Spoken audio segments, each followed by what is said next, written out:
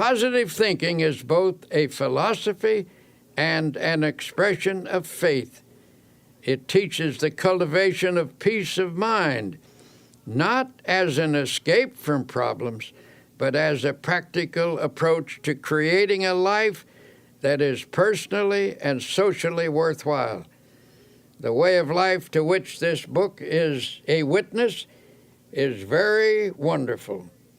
Although the road can be a difficult one, it is also full of hope and victory and even joy. It is my sincere hope that you will take these principles to heart and discover for yourself how the power of positive thinking can truly change your life. The greatest secret for eliminating the inferiority complex, which is another term for profound self-doubt, is to fill your mind to the overflowing with faith. Develop a tremendous faith in God, and that will give you a humble yet soundly realistic faith in yourself. And how do you acquire this dynamic faith?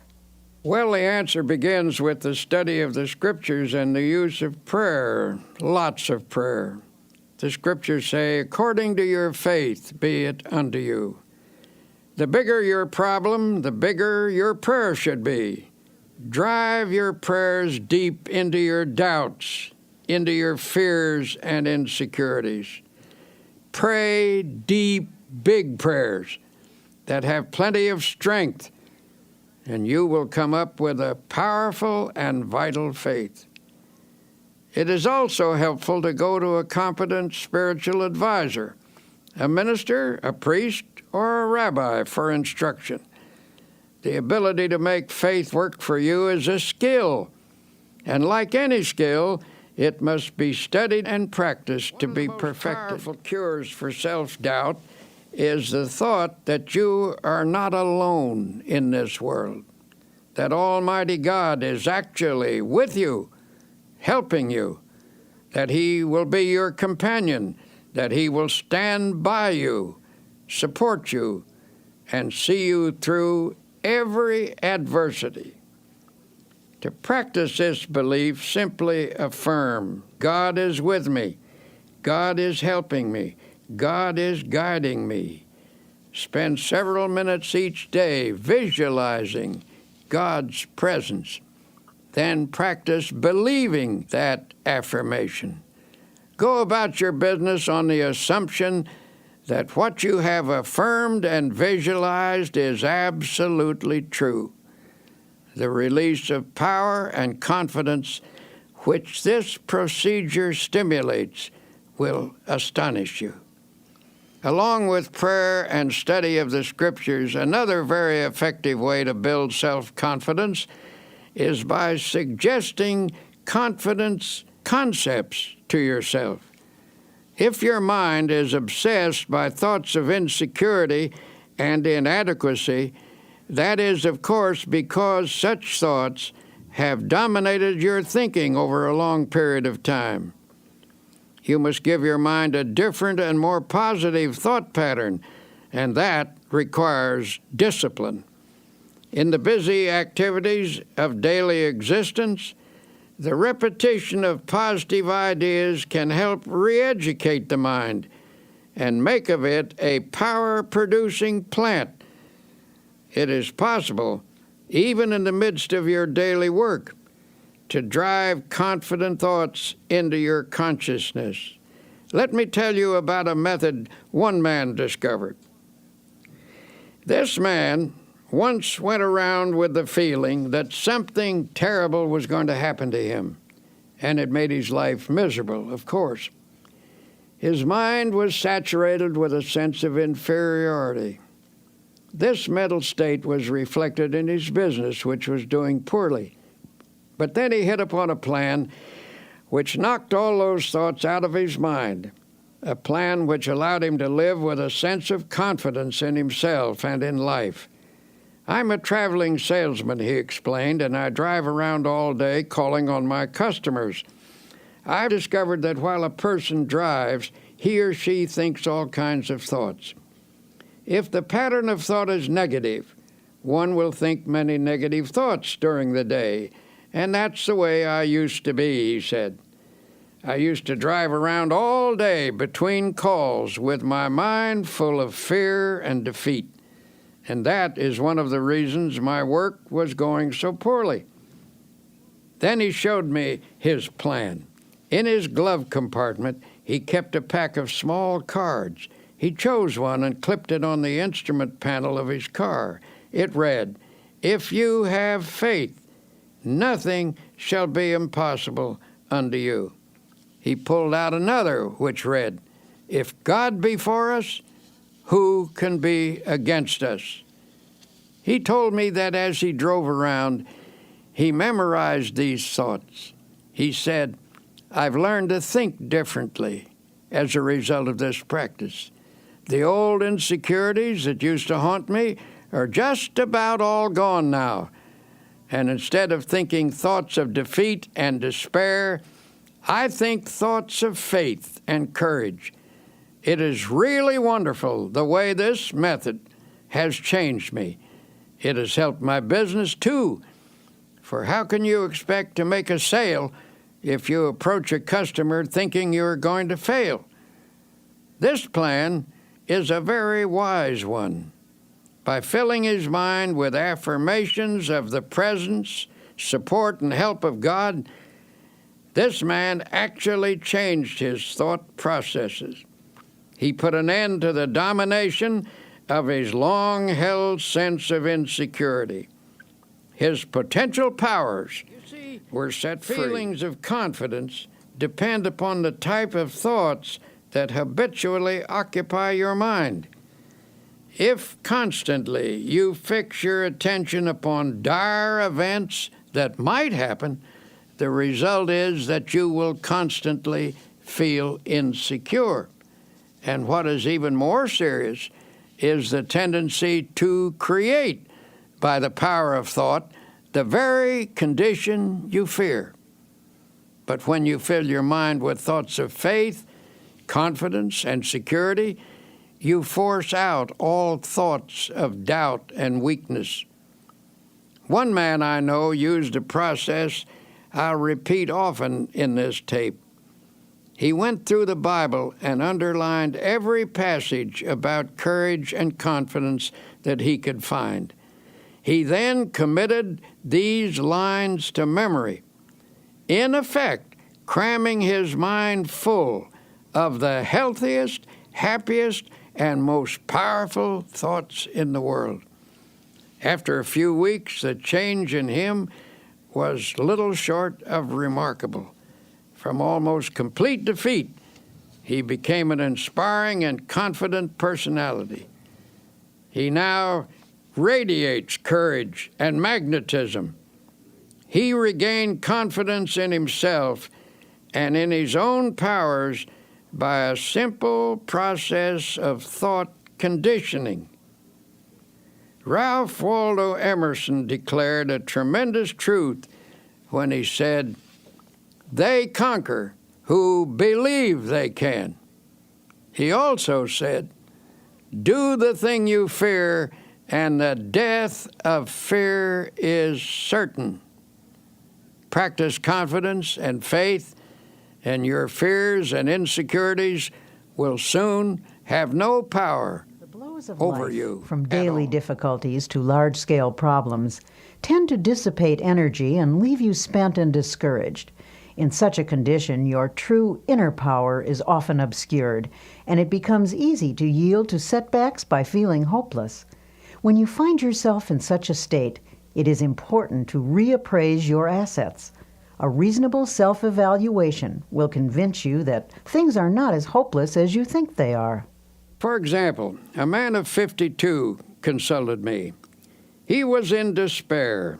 He told me that everything he had built up over his lifetime had been swept away. "Everything?" I asked sympathetically. "Everything," he repeated. "I have nothing left at all. Everything is gone. There is no hope, and I am too old to start all over again." And he said, "Sadly, I have lost all faith." Naturally, I felt sympathetic toward him, but it was evident that his chief trouble came from the dark shadows of hopelessness in his thinking. These shadows had entered into his mind and had distorted his outlook. His true powers had retreated behind this twisted thinking, leaving him without any force. So I said, suppose we take a piece of paper and on it list the values you have left. There's no use, he sighed. I haven't a single thing left. Well, I said, let's just see anyway. Now, is your wife still with you? Why, yes, of course, and she's wonderful, he added. We've been married for 30 years. She would never leave me, no matter how badly things were. All right, I said, let's put that down. Wife still with me. And how about your children? He said, actually, they've all told me that they love me and will stand by me. They are wonderful. Well, then, that is number 2. Children love you and will stand by you. Have you any friends? Yes, he said, I really have some fine friends who've offered to help. They've been very generous, but what can they do? So I wrote down number 3, fine friends who hold you in esteem. How about your integrity, your standing in the community? Oh, okay. I've always tried to do the right thing. Well, let's put that down as number 4, integrity, good standing. How about your health? My health is okay, I'm glad to say. Number 5, then, is good physical health. How about the United States? Do you still think it's the best place to do business and is the land of opportunity? Well, you and me both agree that it's the only country in the world we'd want to live in, he replied. Well, then that's number 6. You live in the USA, land of opportunity, and you're glad to be here. Then I asked, how about your religious faith? Do you believe in God and that God will help you? Yes, he admitted, I don't think I could have gotten through this at all if I hadn't had some help from God. At this point, I read him the assets we'd listed. Then I shoved it across the table to him. Take a look at that, I said. You've got quite a total of assets there. I thought you told me everything had been swept away. He grinned sheepishly. I guess I never thought of the situation that way. Perhaps things aren't so bad at that, he said pensively. Maybe I can start all over again. If I could just get some confidence, if I could just get the feel of some power inside me. Well, in time, he did get that feeling, and he did start all over again. But he did so only when he changed his viewpoint, his mental attitude. It was faith that swept away his doubts and gave him more than enough power to overcome all of his difficulties. And I must admit, he had plenty illustrates a profound at the time. truth, that attitudes are more important than facts. Anything facing us, however difficult, is not as important as our attitude towards it. The secret to rising above most difficulties is simply to gain a more balanced view, with a slant that is weighted a bit on the positive side. So if you feel you are defeated and have lost confidence in your ability to win, tell you what you do. Take a piece of paper and make a list, not of the factors that are against you, but of those that are for you. If anyone thinks constantly of opposing forces, those forces will get built up until they assume a formidable strength, which they actually don't possess.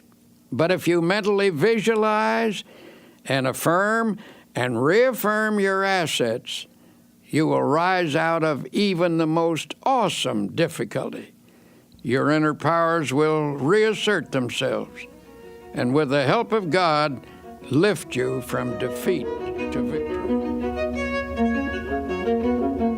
To help you start building up your self-confidence, here are 7 suggestions. 1. Create a mental picture of yourself as a success. Hold on to this picture tenaciously. Never permit it to fade. Since your mind tries to complete what it pictures, always picture success, no matter how badly things seem to be going at the moment. Whenever a negative thought about your personal power comes to mind, deliberately voice a positive thought to cancel it out. 2. Don't build up obstacles in your imagination. Minimize them instead. Problems should be seen for what they are and never inflated by fearful thoughts. 3. Don't be awestruck by other people or try to copy them. Remember that most people, despite a confident appearance, are often as scared and as doubtful of themselves as you are. 4. Get a competent counselor to help you understand the origin of your feelings of inferiority and self-doubt. These feelings often begin in childhood. Self-knowledge leads to a cure. 5. Each day, practice the following affirmation. Repeat it out loud if possible. I can do all things through Christ who strengthens me. Here's another dynamic affirmation. If God be for us, who can be against us? 6. Make what you think is a true estimate of your own ability, then raise it 10%. Don't become egotistical, but develop a wholesome self-respect. Believe in your own God-released powers. 7. Put yourself in God's hands. To do that, simply state, I am in God's hands. Then believe you are now receiving all the power you need. Affirm that the kingdom of God is within you, in the form of adequate power to meet all of life's demands. Remind yourself that God is with you and there is nothing that can defeat him. Now, Dr. Peale illustrates an important fact about human nature. You can think your way to failure and misery, but you can also think your way to success and happiness. Because thoughts are real and dynamic, learning to harness their power is a crucial step in creating a life of your own choosing. Some years ago, I was working with a group of people to establish a nonprofit inspirational magazine. At one point, our endeavor was faced with severe financial problems. In other words, it was almost broke. And when it seemed almost impossible to keep going, I called a meeting. I invited a woman who had once contributed a nice sum to this magazine, hoping that lightning might strike twice in the same place. But this time, she said she would give us something of greater value than money. This rather surprised us, for under the circumstances, we couldn't think of anything more valuable than money. When she told us she was going to give us a creative idea, we didn't jump with enthusiasm. All we could think was, how can we pay our bills with an idea? But, as it turned out, an idea is precisely what helped us pay our bills. Every achievement in the world was first initiated as a creative idea. First the idea, then faith in it, then the means of implementing the idea. That is the way success proceeds. This woman continued. Now she said, here is the idea. What is your present trouble? Your trouble is that you lack everything, don't you? You lack money, you lack subscribers, you lack equipment, you lack courage. And why do you suppose you lack everything? Why, simply because you're only thinking about what you lack. You are constantly thinking lack thoughts, and you have thereby created a condition of lack. She told us if you constantly think about what you don't have, you keep creating the conditions that keep you in this state. By emphasizing only what you lack, you've frustrated the creative forces that can get this project really rolling.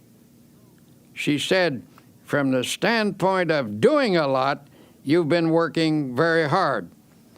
But you failed to do the one all-important thing that will lend power to all your other efforts. You have not employed positive thinking.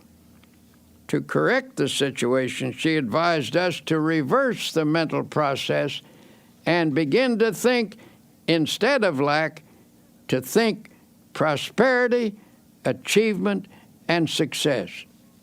She told us, don't hold on to the mental pictures of difficulties and failures. Lift your mind above them and visualize instead powers and achievements. When you elevate your thoughts into the realm of attainment, you look down on your problems rather than up at them, and thus you get a more encouraging viewpoint. Always come up over your problems mentally. Never approach a problem from below. Wise advice, if you ask me. She told us the key was to visualize the solution to our problem. Suddenly she asked, how many subscribers do you need to keep this magazine going? At that time, we had only 40,000 paid subscribers. I thought quickly and said 100,000 would do it. All right, she said confidently. That's not too hard. In fact, that's easy. All you need to do is to visualize 100,000 people being creatively helped by this magazine, and you will have them. In fact, the minute you can see them, image and visualize them in your mind, you already have them. She turned to me and she said, can you see 100,000 subscribers at this minute? Look out there. Look ahead of you in your mind. Can you see them? Well, I wasn't convinced, and I said rather doubtfully, well, maybe so, but they seem pretty dim to me. She seemed a little disappointed in me as she repeated, use your imagination to visualize those 100,000 subscribers. I guess my imagination wasn't working too well because all I could see was the insufficient but actual 40,000 paid subscribers. Then she turned to someone else. Can you see 100,000 subscribers, she asked.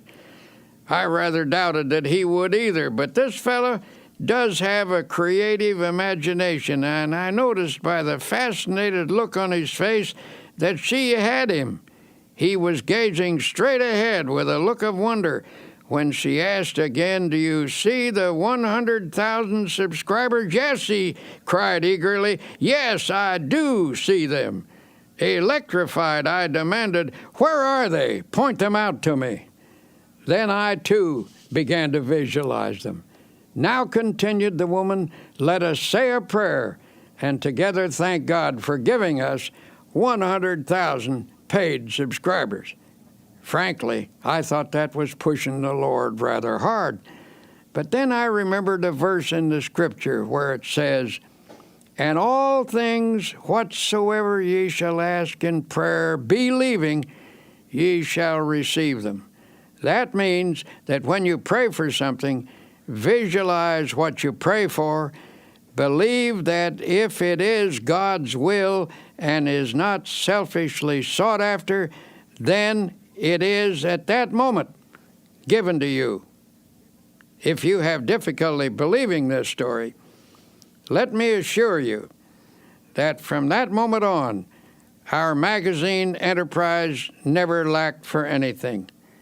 I tell you this because I was awed by the experience, realizing that I had stumbled upon a tremendous formula for personal victory.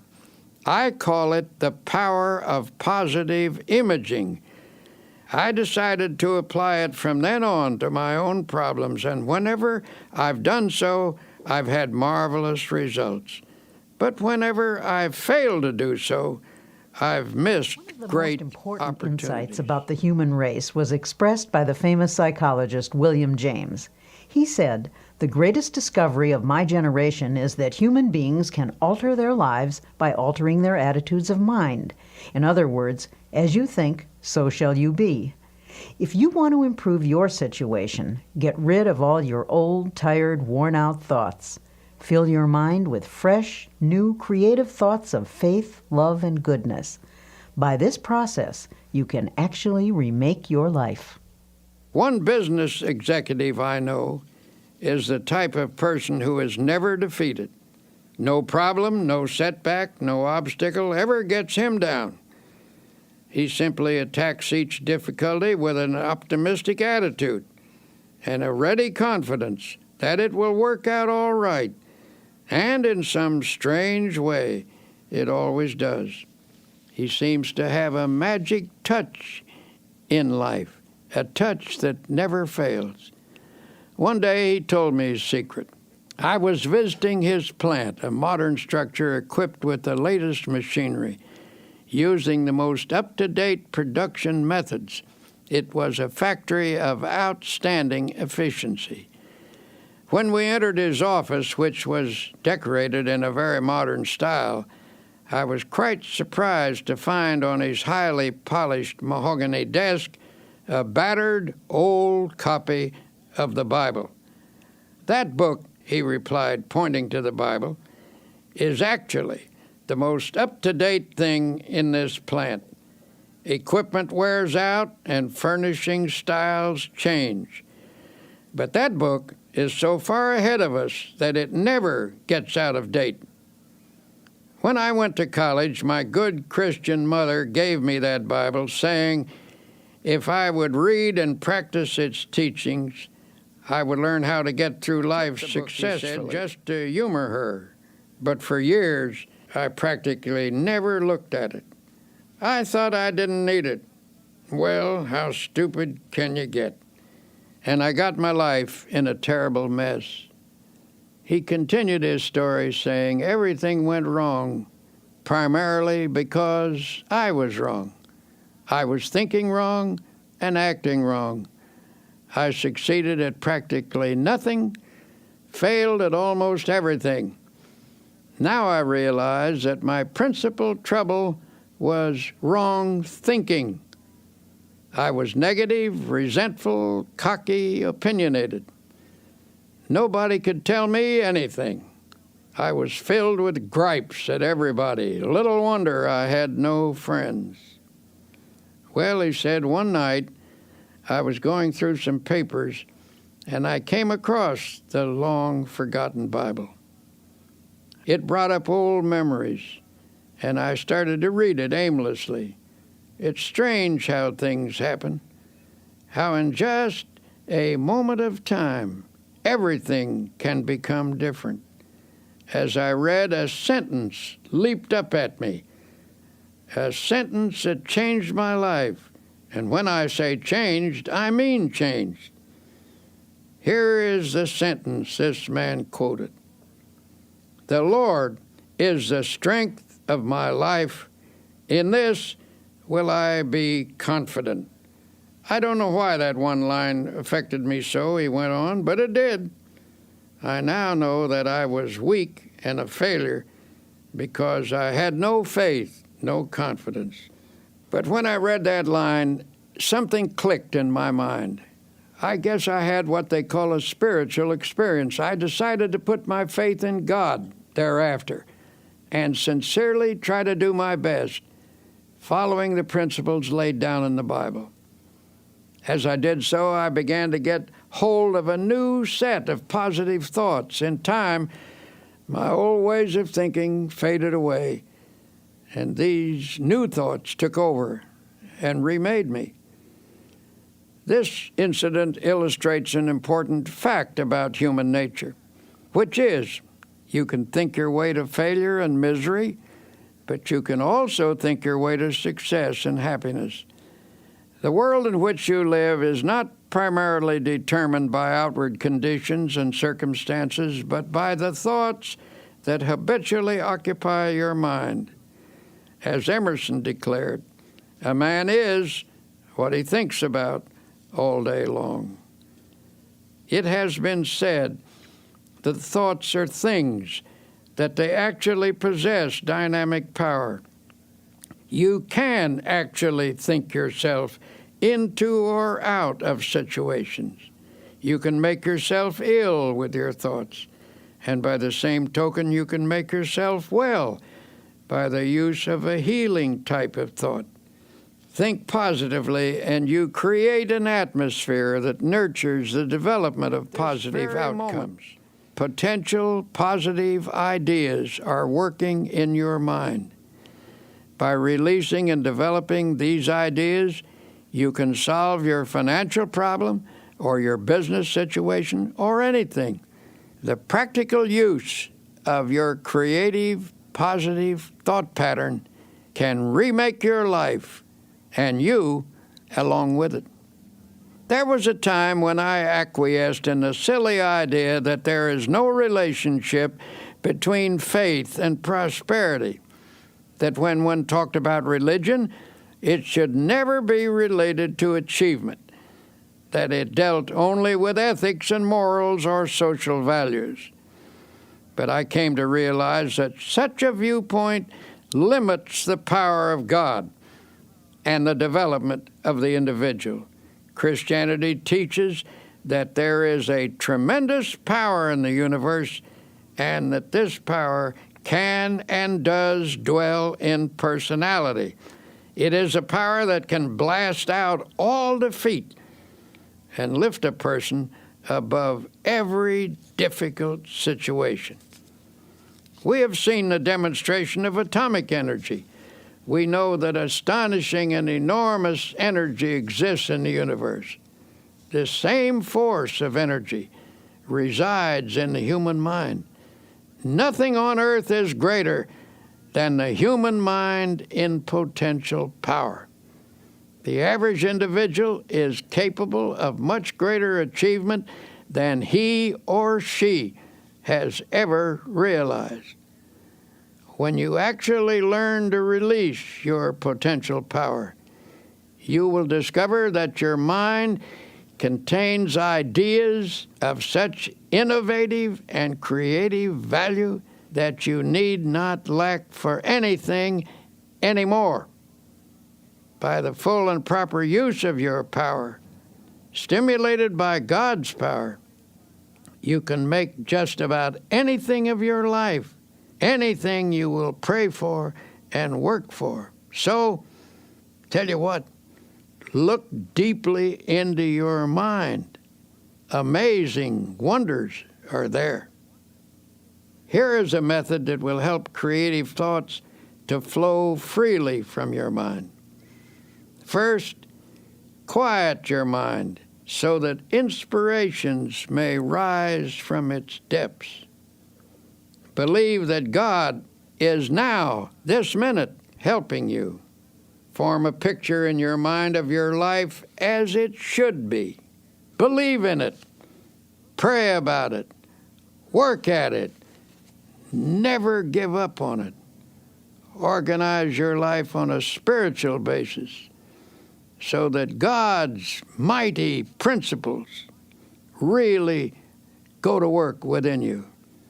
You will find that here is one of the greatest laws in the universe, and it's stated in 3 words: believe and succeed. In the final analysis, the basic reason a person fails to live a creative and successful life is because of error within himself. His thinking is wrong. When the 23rd Psalm says, "He leadeth me in the paths of righteousness," it not only means that a person is to depart from evil and do good, but that he is to change his thinking from wrong to right, from error to truth. The great secret of successful living is to reduce the amount of error in oneself and increase the amount of truth. It's just that simple. A constant stream of positive, God-guided thoughts creatively affects the circumstances of life. For inner truth always guides you toward the right path, and therefore leads to the right results.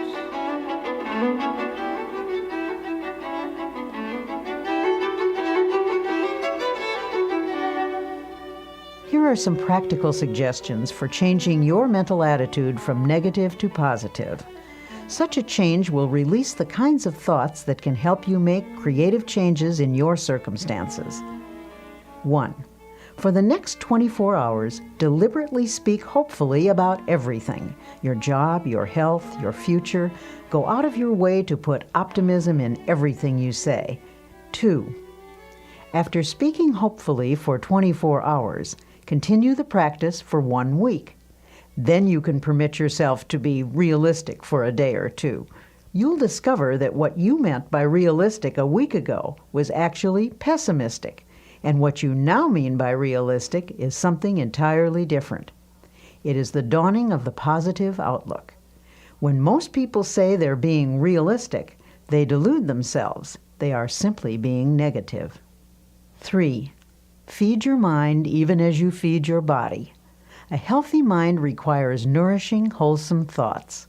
Start at the beginning of the New Testament and underline every sentence about faith. Continue doing this until you've marked every passage in the 4 books: Matthew, Mark, Luke, and John. 4. Commit all of those passages to memory. Learn one each day until you can recite the entire list from memory. This will take time, but remember, you've spent much more time being a negative thinker. Unlearning a negative pattern requires time and effort. 5. Make a list of your friends who are positive thinkers and deliberately cultivate their company. Don't abandon your negative friends, but get closer to those with a positive point of view until you've absorbed their spirit. 6. Try to avoid arguments, but whenever a negative attitude is expressed, counter with a positive and optimistic opinion. 7. Pray a great deal and always let your prayers take the form of thanksgiving. Assume that God is giving you great and wonderful things, for if you think He is, He surely is. God will not give you any greater blessing than you can believe in. Remember, according to your faith, be it unto you.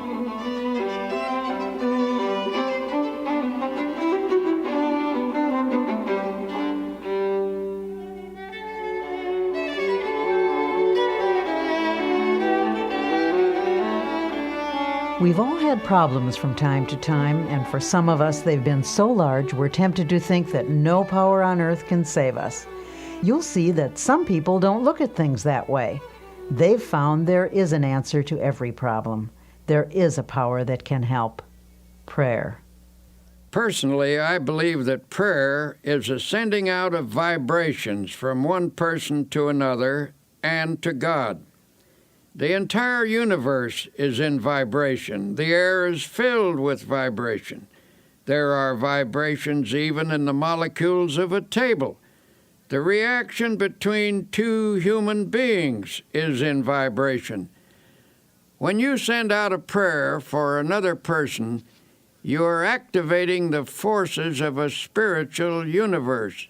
You transmit from yourself to another person a sense of love, helpfulness, support, a sympathetic, powerful understanding. In this process, you awaken the creative vibrations through which God brings to pass the good things you pray for. Prayer power is a manifestation of energy.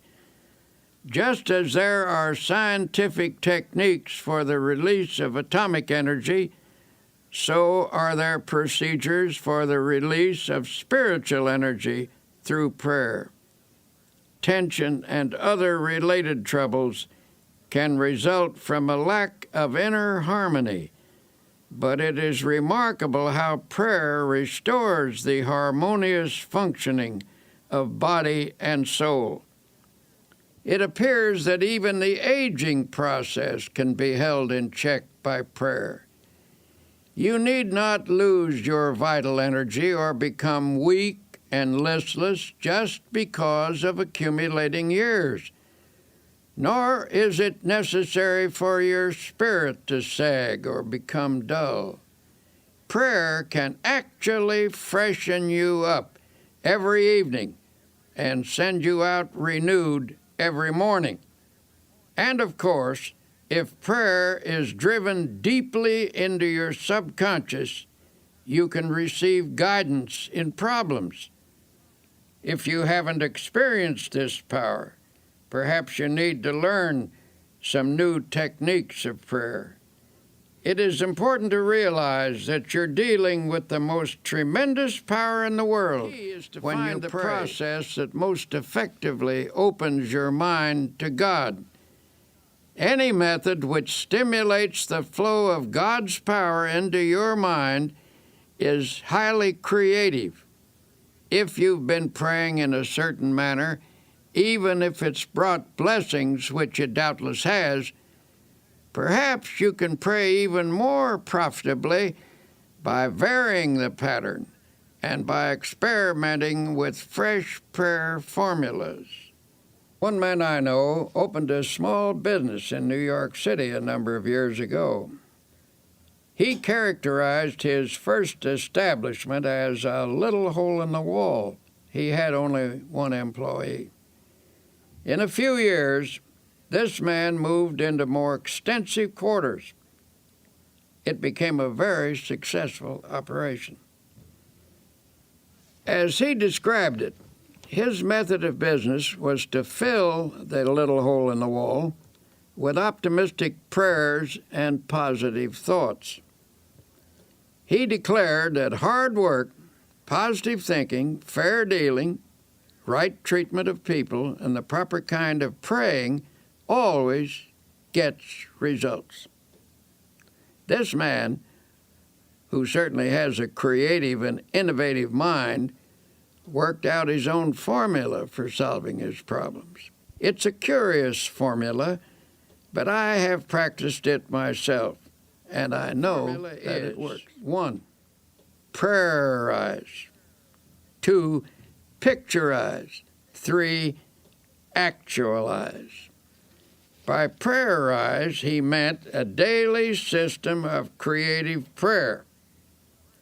When a problem arose, he talked it over with God very simply and directly. He didn't talk to God as to some vast and far-off shadowy being, but conceived of God as being with him there in his office, in his home, on the street, in his car, always nearby as a partner and close associate. He took seriously the biblical injunction to pray without ceasing. He interpreted this to mean that he should go about the business of each day, discussing with God in a natural manner the questions and decisions that had to be resolved. He filled his daily life full of prayer. That is to say, he lived by prayer. For example, he would say, "What will I do about this, Lord?" Or, "Give me a fresh insight on this, Heavenly Father." The presence of God finally came to dominate his conscious and ultimately his unconscious thinking. In effect, he prayerized his daily life and business. In his formula of creative prayer is to picturize. We've all seen how the person who assumes success tends to already have success. People who assume failure tend to have failure. When either failure or success is pictured, there is a very strong tendency for that picture to actualize as fact and become reality. To assure something worthwhile happening, therefore, first pray about it and test it according to God's will. Then print a picture of it on your mind as happening, holding that image firmly in consciousness. Continue to check that picture to God's will. That is to say, put the matter in God's hands and follow God's guidance. Work hard and intelligently, thus doing your part to achieve success in the matter. Practice believing and continue to hold the picture firmly in your thoughts. Do this, and you will be astonished at the ways in which that which is visualized comes to pass. A woman became aware she and her husband were drifting apart.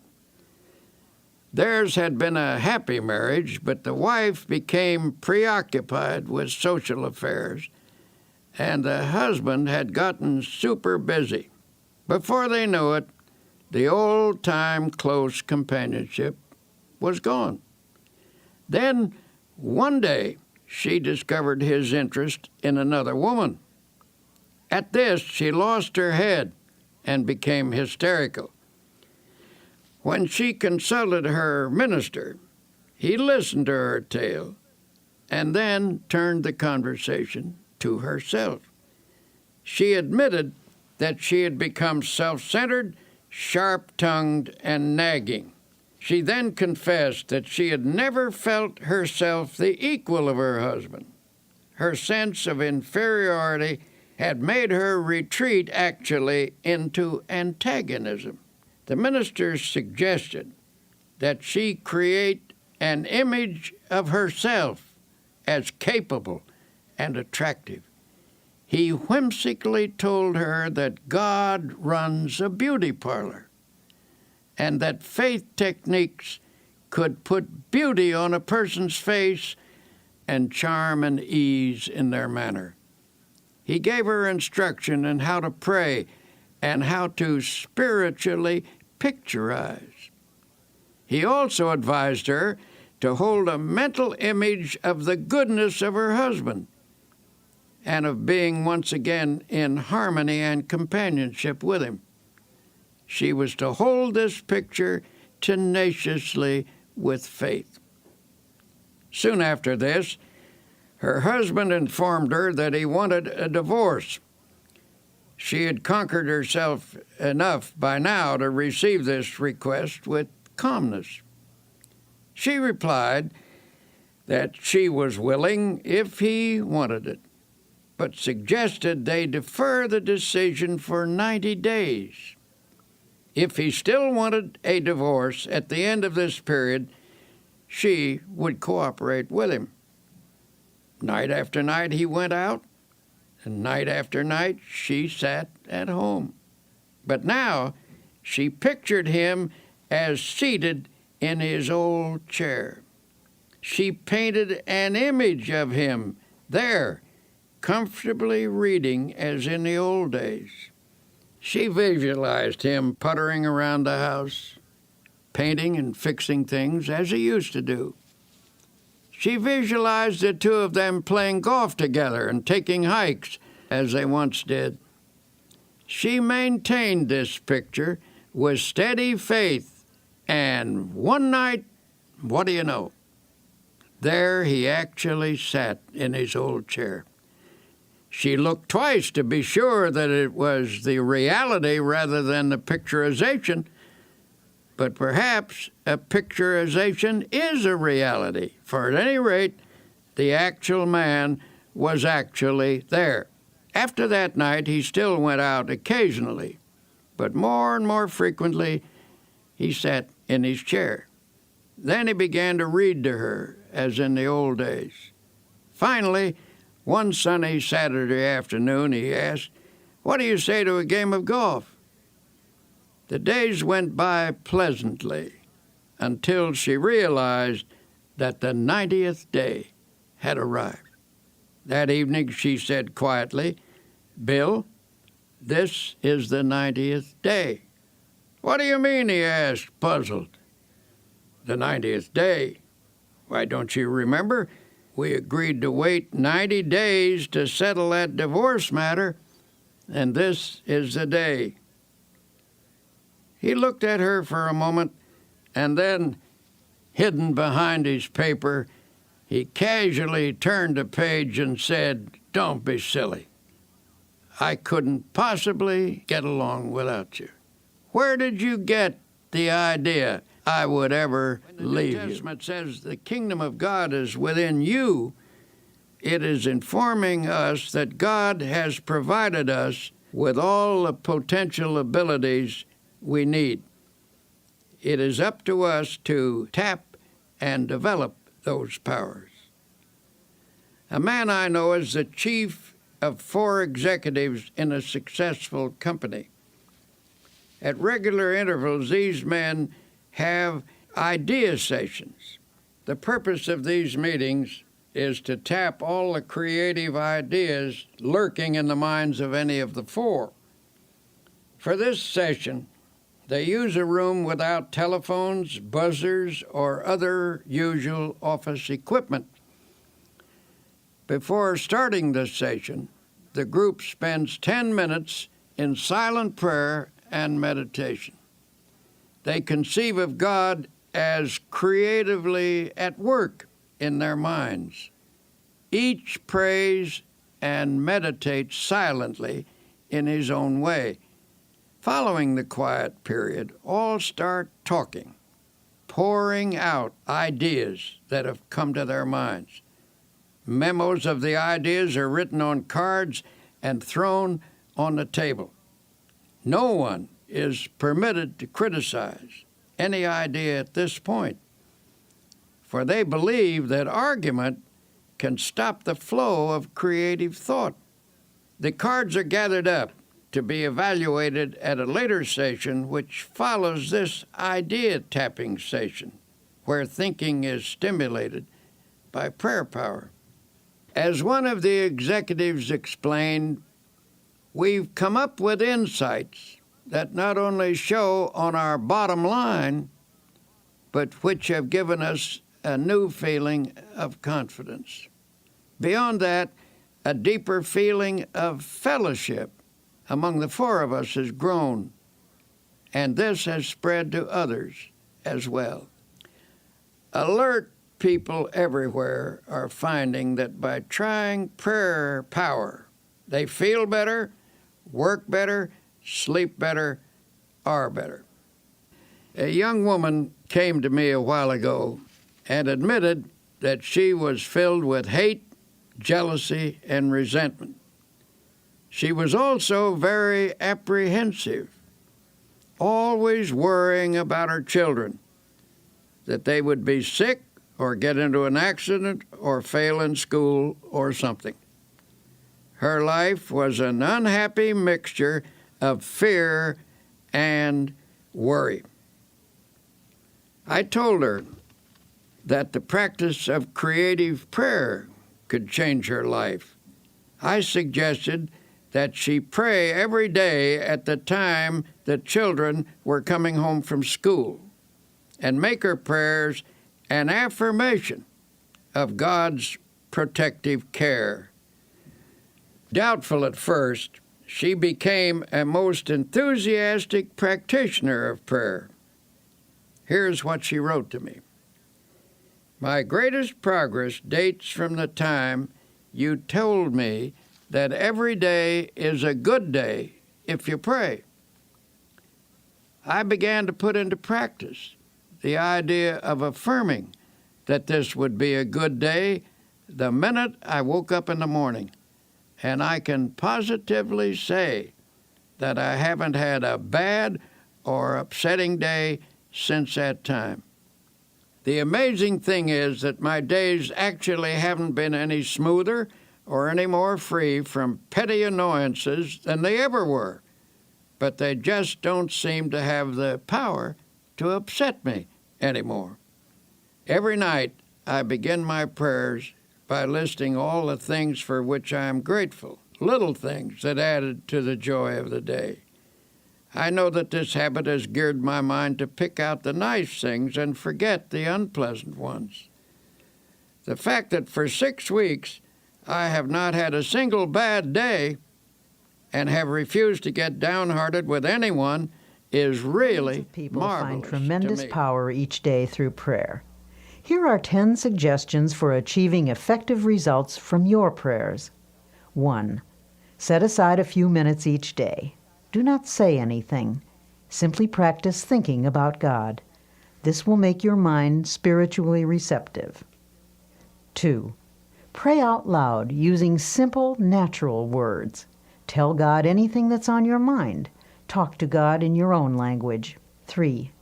Pray as you go about the business of the day, on the subway or bus or at your desk. Begin by closing your eyes to shut out the world and concentrate briefly on God's presence. 4. Don't always ask for something when you pray, but instead affirm that God's blessings are being given and spend most of your prayers offering thanks. 5. Pray with the belief that sincere prayers can reach out and surround your loved ones with God's love and protection. 6. Never use a negative thought in prayer. Only positive thoughts get results. 7. Always express willingness to accept God's will. Ask for what you want, but be open to take what God gives you. It may be better than what you ask for. 8. Practice the attitude of putting everything into God's hands. Ask for the ability to do your best and then leave the results confidently to God. 9. Pray for people you do not like or who have mistreated you. Resentment is the first obstacle to spiritual power. 10. Make a list of people for whom to pray. The more you pray for others, especially those not connected with you, the more the good results of prayer will come back to you.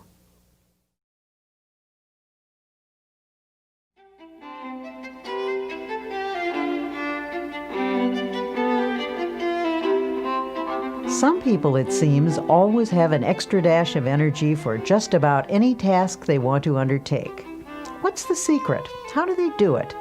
In this lesson, entitled Tune Into the Infinite, Dr. Peale talks about the source of all energy and how to tap into its boundless power. A Major League Baseball pitcher once played a long game when the temperature was over 100 degrees. He lost several pounds as a result of the afternoon's exertion, and at one stage of the game his energy was severely depleted. But this man had a unique method for restoring energy. He simply repeated a passage from the Old Testament. But they that wait upon the Lord shall renew their strength.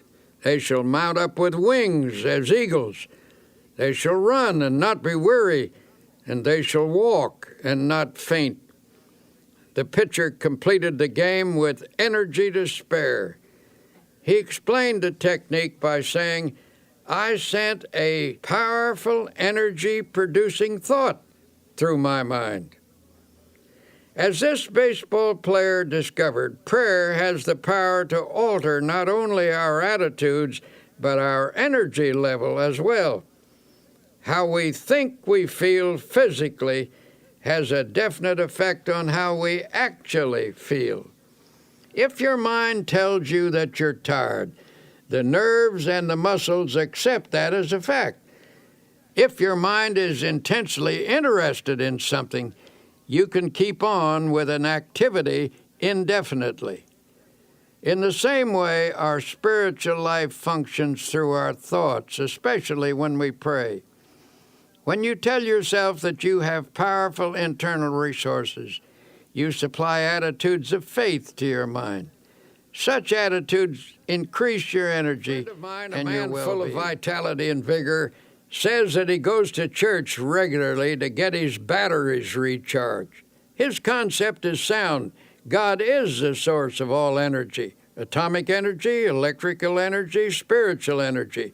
Indeed, every form of energy derives from the Creator. The Bible emphasizes this point when it says, He giveth power to the faint, and to them that have no might He increaseth strength. And here's how the Bible describes life's energizing and re-energizing process. In Him we live and move and have our being. In other words, from God we receive our vitality and our dynamic energy, and through Him we attain completeness.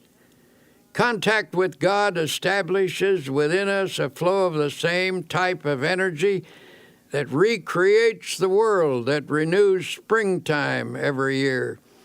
When we're in spiritual contact with God through our thoughts, divine energy flows through us and automatically renews the original creative act. It's not unlike an electric clock connected to an outlet. The clock continues to keep time until it's unplugged. Then it stops because it has lost contact with its source of power. When we lose contact with our divine source of energy, much the same thing happens.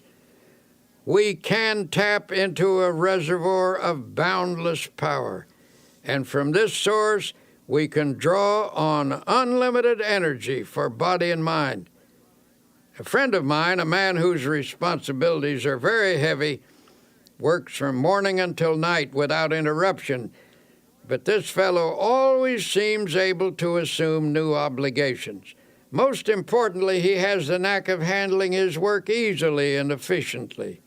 One day I happened to be talking with his physician, and I commented that I hoped this man wasn't setting a dangerous pace that could lead to a breakdown. The doctor shook his head. "No," he replied, "I don't think there's any danger of a crack-up. The reason is that he's a thoroughly well-organized individual with no energy leaks in his makeup. He handles things with easy power and carries burdens without strain. He never wastes an ounce of energy. Every effort is applied with maximum force." When asked to account for this seemingly boundless energy and efficiency, the physician stated, "He's emotionally well integrated, and what's more important, he is a soundly religious person. His religion provides him with a workable mechanism for preventing energy leaks. It isn't hard work that drains off energy, but emotional upheaval, and this man is entirely free. People are realizing that the maintenance of a sound spiritual and emotional life is an important factor in the enjoyment of a forceful personality. If proper attention is given to the spirit and the emotions, energy will be conserved. But if emotional reactions are not kept in balance, you will begin to see a drain on your vital force. When body, mind, and spirit work harmoniously, there is a natural and continuous replacement of necessary energy. It was the custom of Thomas A. Edison, the world's greatest inventive wizard, to come home from his laboratory after many hours of labor and lie down on his old couch. His wife said he would fall asleep as naturally as a child. In perfect relaxation, he would sink into a deep and untroubled slumber. After 3 to 5 hours, he would become instantly wide awake, completely refreshed, and eager to return to his work. When she was asked to analyze her husband's ability to rest in such a natural and complete manner, Mrs. Edison said, "He was nature's man." By that she meant that he was completely in harmony with nature and with God. He was free from obsessions, disorganization, conflict, mental quirks, and emotional instability.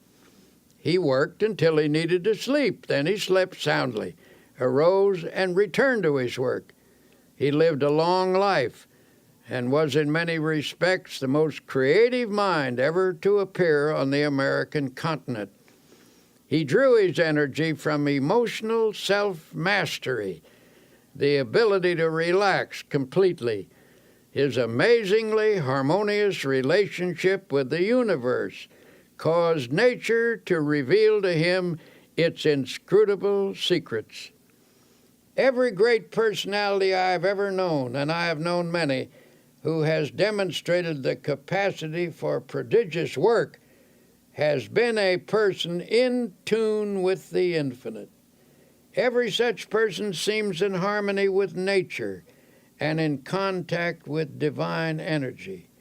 They haven't necessarily been pious people, but invariably they have been extraordinarily well organized from an emotional and psychological point of view.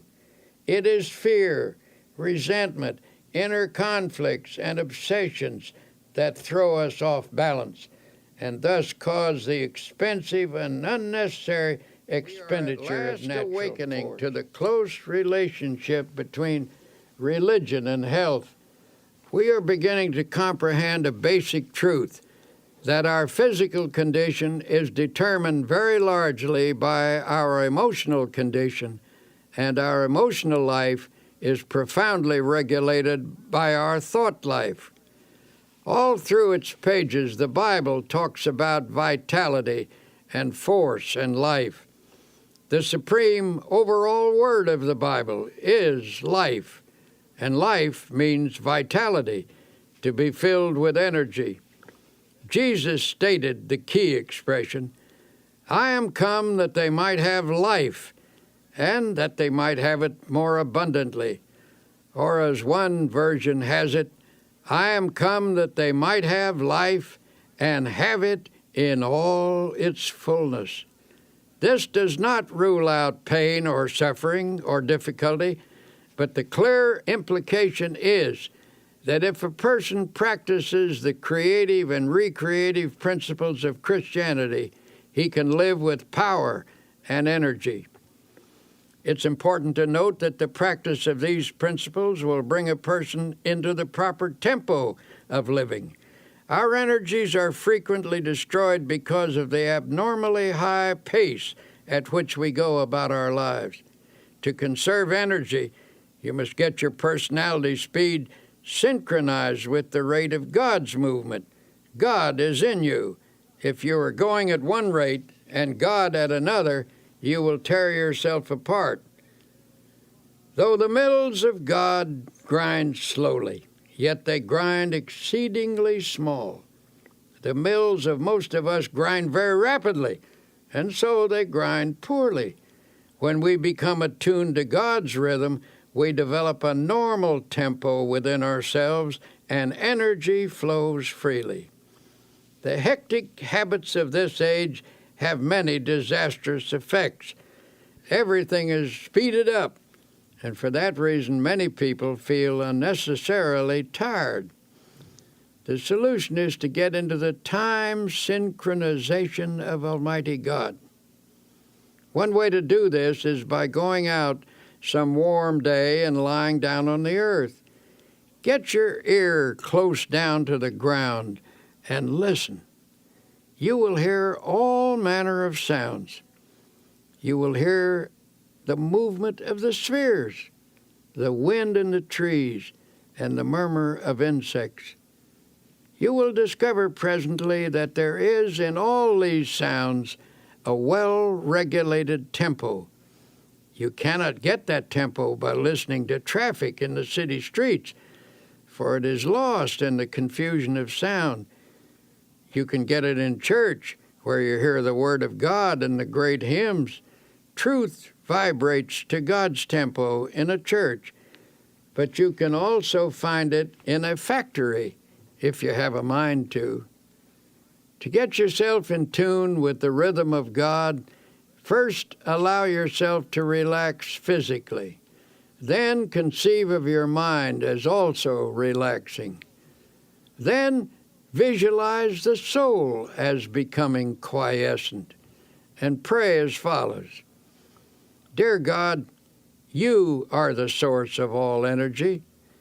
You are the source of energy in the sun, in the atom, in all flesh, in the bloodstream, in the mind. I hereby draw energy from you as from an unlimited source. Then practice believing that you do receive energy. Keep in tune with the tired simply because They aren't interested in anything. Nothing ever moves them deeply. To some people, it makes no difference what's going on or how things go. Their personal concerns are more important than all crises in human history. Nothing makes any real difference to them except their own little worries, desires, and hates. They wear themselves out by stewing about a lot of inconsequential things that amount to nothing. The surest way not to become tired is to lose yourself in something in which you have a profound conviction. A famous statesman finished his 7th speech of the day and still had energy to spare. I asked him why he wasn't tired, and he said, "I believe absolutely in everything I said in those speeches. I'm enthusiastic about my convictions." And that's the secret. He was on fire for something. He was pouring himself out, and you never lose energy and vitality in so doing. You only lose energy when life becomes dull in your mind. When you're doing nothing, your mind gets bored, and then you feel tired. But you don't have to be tired. Get interested in something. Get absolutely enthralled in something. Throw yourself into it with abandon. Get out of yourself. Be somebody. Do something. Don't sit around moaning about things, reading the paper, saying, "Why don't they do something?" The person who is out doing something isn't tired. The more you get absorbed in something bigger than yourself, the more energy you will have. You won't have time to think about yourself and get bogged down in your emotional difficulties. Another frequent cause of diminishing energy is staleness. The pressure, monotony, and unceasing continuity of responsibilities dull the freshness of mind which a person must have to approach his work successfully. During such dry periods, you have to expend much more energy to do with difficulty what you once did with comparative ease. A solution for this state of mind was employed by a businessman, the president of the board of trustees of a certain university. A professor who had once been outstanding and extraordinarily popular began to slip in teaching ability and in the power to stimulate his students. It was the verdict of the students, as well as the private opinion of the trustees, that this teacher must either recover his former teaching abilities or it would be necessary to replace him. The professor was told that the Board of Trustees was giving him a 6 months leave of absence with all expenses paid and with full salary. There was only one stipulation, that he go away to a place of rest and give himself over to gaining a complete renewal of strength and energy. The board invited him to use a cabin which he himself owned in a wilderness setting and made the curious suggestion that he take no books except one, the Bible. He suggested that the professor's daily program be walking, fishing, some manual work in the garden, and an extended period of reading the Bible. He encouraged the professor to memorize as many passages as possible in order to saturate his mind with the great words and ideas which the book contains. He said, "I believe that if you spend 6 months outdoors chopping wood, digging in the soil, reading the Bible, and fishing in deep lakes, you will become a new man." The professor agreed to this unique proposal. His adjustment to this radically different mode of life was an easier one than he or anyone who knew him expected. In fact, he was surprised to find that he actually liked it. After he became accustomed to active outdoor living, he discovered it had an immense appeal for him. He missed his intellectual associates and his reading for a while, but forced back upon the Bible, his only book, he became immersed in it. To his amazement, he found the Bible to be, as he put it, a library within itself. In the pages of the Bible, he found faith and peace and power. In 6 months, he was a new man. When he returned to teaching, his colleagues and students found him a person of compelling power and exciting inspiration. His staleness had gone, and the old-time energy returned. The spiritual retreat caused his power to surge again and renewed his zest for living. Here are a few suggestions for increasing your energy and vitality. 1. Remember, how you think you feel physically has a definite effect on how you actually feel. Tell yourself frequently that you have powerful internal resources. 2. God is the source of all energy. To tap into this boundless reservoir, repeat this affirmation: He giveth power to the faint, and to them that have no might, He increases strength. 3. Try to stay in harmony with nature and in contact with divine energy. People who are free of fear, resentment, inner conflicts, and obsessions have an abundance of energy because they don't waste their precious emotional resources. 4. Get interested in something. People frequently feel tired because they aren't on fire for something outside their own small circle of interests. 5. Rejuvenate your spirit by taking yourself away from daily routines. Take along a Bible as your companion.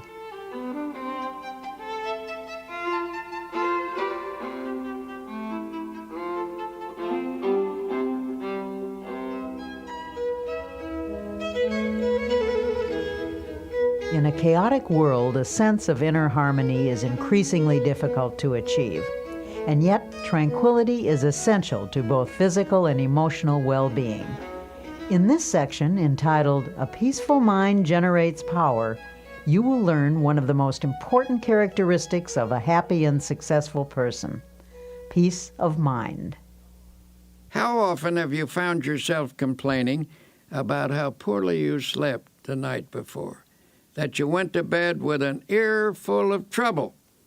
Given the choice, wouldn't you rather fall asleep with a mind full of peace? The secret to a mind full of peace lies in one's mental attitude. The life of strain is very difficult. On the other hand, the life of inner peace, being harmonious and without stress, is the easiest type of existence. It is a life which accepts God's gift of peace and embraces the attitude of relaxed trust in Him. The first technique recommended is to practice emptying the mind. I cannot emphasize enough the importance of a frequent mental catharsis. This means clearing the mind of fears, hates, insecurities, regrets, and guilt. The mere attempt to empty the mind tends to give relief. Haven't you ever experienced a welcome sense of release when you've poured out your troubles to somebody you can trust? One effective method for doing this is the daily practice of silence. Everyone should insist upon at least 15 minutes of absolute silence every day. Go alone into the quietest place available and sit or lie down. Do not talk, do not write, do not read. Think as little as possible. Conceive of your mind as the surface of a body of water and see how nearly quiet you can make it so that there isn't even a ripple. When you've attained a quiescent state, begin to listen for the deeper sounds of harmony and beauty and of God that are to be found in the essence of silence. I was once conducting a religious service on an ocean liner on a voyage to Hawaii. In the course of my talk, I suggested that people who were carrying worries in their minds go to the stern of the vessel and imaginatively take each anxious thought out and drop it into the ocean and watch it disappear in the wake of the ship. It seemed an almost childlike suggestion, but a man who had quite a no-nonsense manner came to me later that day and said, "You know something? Every evening at sunset, as long as this voyage lasts, I'm going to drop all my worries overboard until I develop the ability to cast them entirely out of my consciousness at will. Every day I shall watch them disappear in the great ocean of time." Doesn't the Bible say something about forgetting those things that are behind? Of course, just emptying the mind is not enough. To prevent those old unhappy thoughts from sneaking in again, you must refill the mind immediately with creative and healthy thoughts. These happy thoughts will stand guard when the old fears, hates, and worries that used to haunt you try to edge back in again. At intervals during the day, practice thinking a carefully selected series of peaceful thoughts. Let mental pictures of the most peaceful scenes you have ever witnessed pass across your mind. For example, you might see a beautiful valley filled with the hush of evening time as the shadows lengthen and the sun sinks to rest.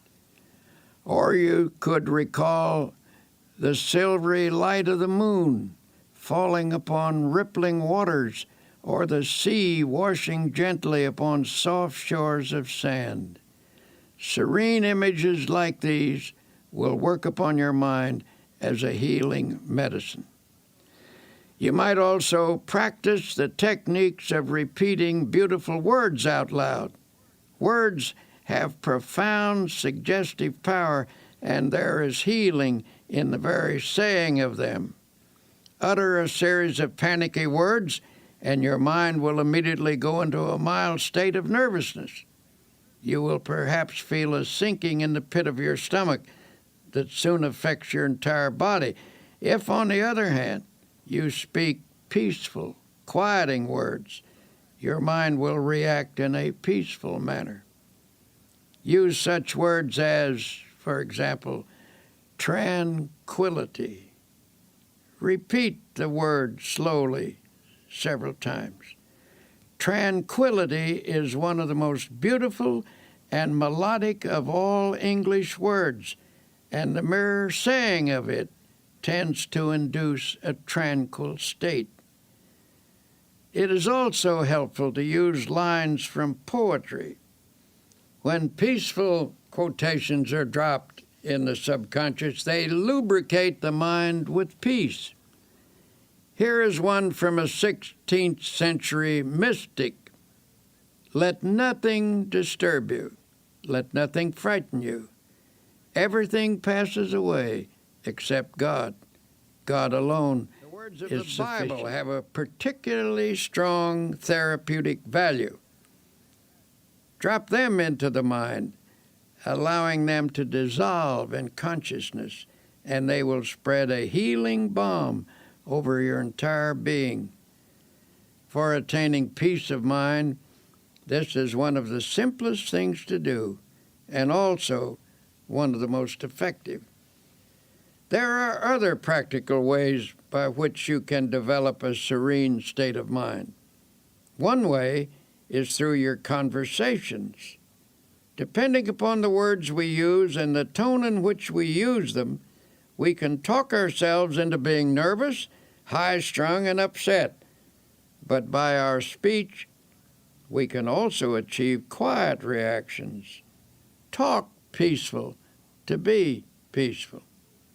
You see, the words we speak have a direct and definite effect upon our thoughts. So in a group, when the conversation takes an upsetting trend, try injecting peaceful ideas into the talk.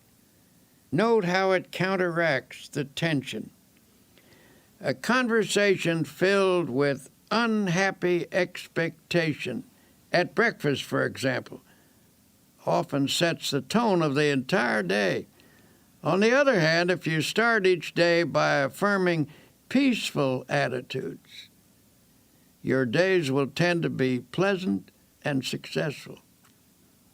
Perhaps our lack of inner peace is due in part to the effect of today's increased levels of noise.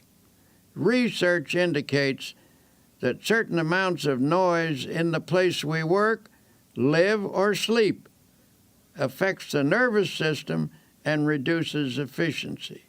Contrary to popular belief, it is doubtful if we ever completely adjust to some noises. No matter how familiar a repeated sound becomes, it never passes unheard by the subconscious. Automobile horns, the roar of airplanes, and other strident noises actually result in physical activity during sleep, transmitted to and through the nerves by these sounds, cause muscular movements which keep us from getting a real rest. On the other hand, the practice of silence is healing, soothing, and healthy. The sense of rest that results from the practice of complete silence is of utmost value. Now there is another factor in the search for inner peace that I must mention. Frequently I find that people who lack a sense of inner peace are victims of self-punishment. At some time in their life, they've committed a sin and are then haunted by a sense of guilt. Sometimes this type of person has sought divine forgiveness, and the good Lord, we know, always forgives someone who asks him and who means it. However, there is a curious quirk in the human personality that sometimes won't allow an individual to forgive himself. A person like this feels he deserves punishment and is therefore always anticipating punishment. As a result, he lives in constant apprehension that something bad is going to happen. In order to find peace under these circumstances, he feels he must intensify his activity. He thinks that hard work will give him some release from his sense of guilt. A physician told me that a number of cases of nervous breakdown in his practice were linked to such guilt feelings, where the patients unconsciously attempted to compensate by hectic overwork. Then they attributed their breakdown not to a sense of guilt, but to their overworked condition. This doctor told me that such a breakdown needn't happen if only the patient could be released from his guilt. Under such circumstances, peace of mind can be found by yielding the guilt as well as the tension it produces to the healing therapy of God. An acquaintance at a quiet resort hotel. This was a high-pressured, hard-driving, and exceedingly nervous businessman. I found him sitting in the sun in a deck chair and said I was glad to see him relaxing in such a beautiful spot. Nervously, he replied, "I haven't any business being here. I have so much work to do at home. I'm under terrible pressure. I'm nervous, jumpy, I can't sleep. My wife insisted that I come down here for a week. The doctors say there's nothing wrong with me that right thinking and relaxation can't cure. But how in the world do I do that? I would do anything to get a sense of quiet inside myself. We talked a bit, and it came out that he was always worrying that something sinister was going to happen. For years, he had lived in a constant state of apprehension about something happening to his wife or his children or his home. It was not difficult to analyze this case. His trouble rose from a double source, from childhood insecurities and from later guilty experiences. His mother had always felt that something was going to happen, and he absorbed her anxiety feelings. Later, he committed some sins, and his subconscious mind insisted upon self-punishment. As a result of this unhappy combination, he was now suffering from a highly inflamed state of nervousness. Finishing our conversation, I stood beside his chair a moment. There was no one near, so I rather hesitantly suggested, "Would you by any chance like me to pray with you?" He nodded, and I put my hand on his shoulder and prayed. Dear Jesus, as you healed people in the long ago and gave them peace, heal this man now. Give him fully of thy forgiveness, and help him to forgive himself. Separate him from all his sins, and let him know that you do not hold them against him. Set him entirely free from them. Then let thy peace flow into his mind, into his soul, and into his body. He looked up at me with a strange expression on his face, and then turned away, for there were tears in his eyes. Months later, I ran into him in New York, and he said, "Something happened to me that day when you prayed for me. I felt a strange sense of quietness and peace," and he added, "healing." This man now goes to church regularly and reads the Bible every day. He follows the laws of God and has a great deal of driving force.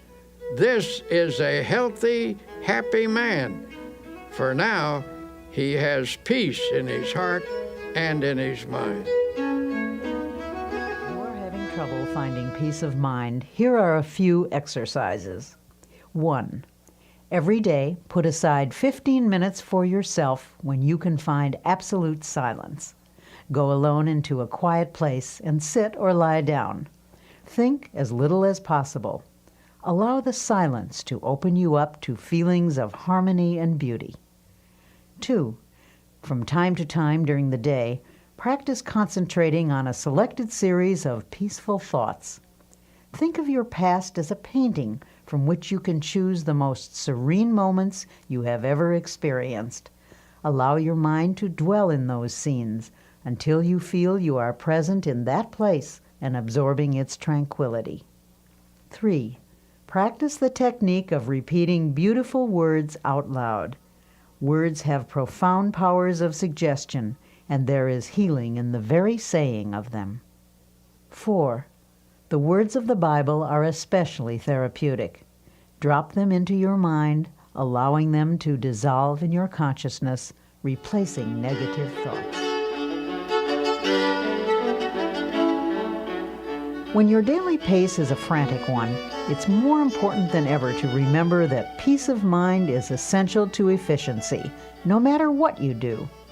Dr. Peale's prescription for accomplishing more in your life is to relax for easy power through the healing properties of calmness and quiet. Do you ever fume and fret? Here is a picture of yourself if you do. The word fume means to boil up, to blow off, to be agitated. It conjures up images of someone who is seething and distraught. The word fret is equally descriptive. It is reminiscent of a sick child in the night, a petulant and irritating half-cry, half-whine. To fret is a term usually used when talking about children, but unfortunately it frequently describes the emotional reaction of many adults. The Bible advises us to fret not thyself. This is sound advice for people of our time. If we are to have power to live effectively, we just need to stop fuming and fretting and find instead real peace of mind. But how do you go about doing that? A first step is to reduce your pace, or at least the tempo of your pace. We don't usually realize how fast we're driving ourselves. Many people destroy their bodies by this pace, but even worse, they tear their minds and souls to shreds as well. The pace at which we live is determined by our thinking habits. It's possible for someone to live a quiet, physical existence and yet maintain a fast tempo emotionally. When the mind goes rushing on pell-mell from one feverish attitude to another, it becomes feverish too. This overstimulation produces fatigue, frustration, and emotional illness. And if this effect is so physically and emotionally pronounced, imagine what it does to that deep inner essence of the personality known as the soul. It is impossible to have peace of soul if one's tempo is so feverishly accelerated. God simply won't go that fast. He will not endeavor to keep up with you. He says, in effect, go ahead if you must with this foolish pace, and when you are worn out, I will offer you my healing. But I can make your life rich if only you will slow down and live and move and have your being in me. God moves imperturbably, slowly, and with perfect organization. The only wise rate at which to live is at God's rate. God gets things done, and they are done right, and He does them without hurrying. He neither fumes nor frets. He is peaceful and therefore very efficient. This same peace is offered to us. Peace I leave with you. My peace I give unto you. Sometimes I wonder if this generation isn't so accustomed to tension and noise that many aren't comfortable without it. The deep quietness of woods and valleys, so well known to our forefathers, is almost an alien state to them.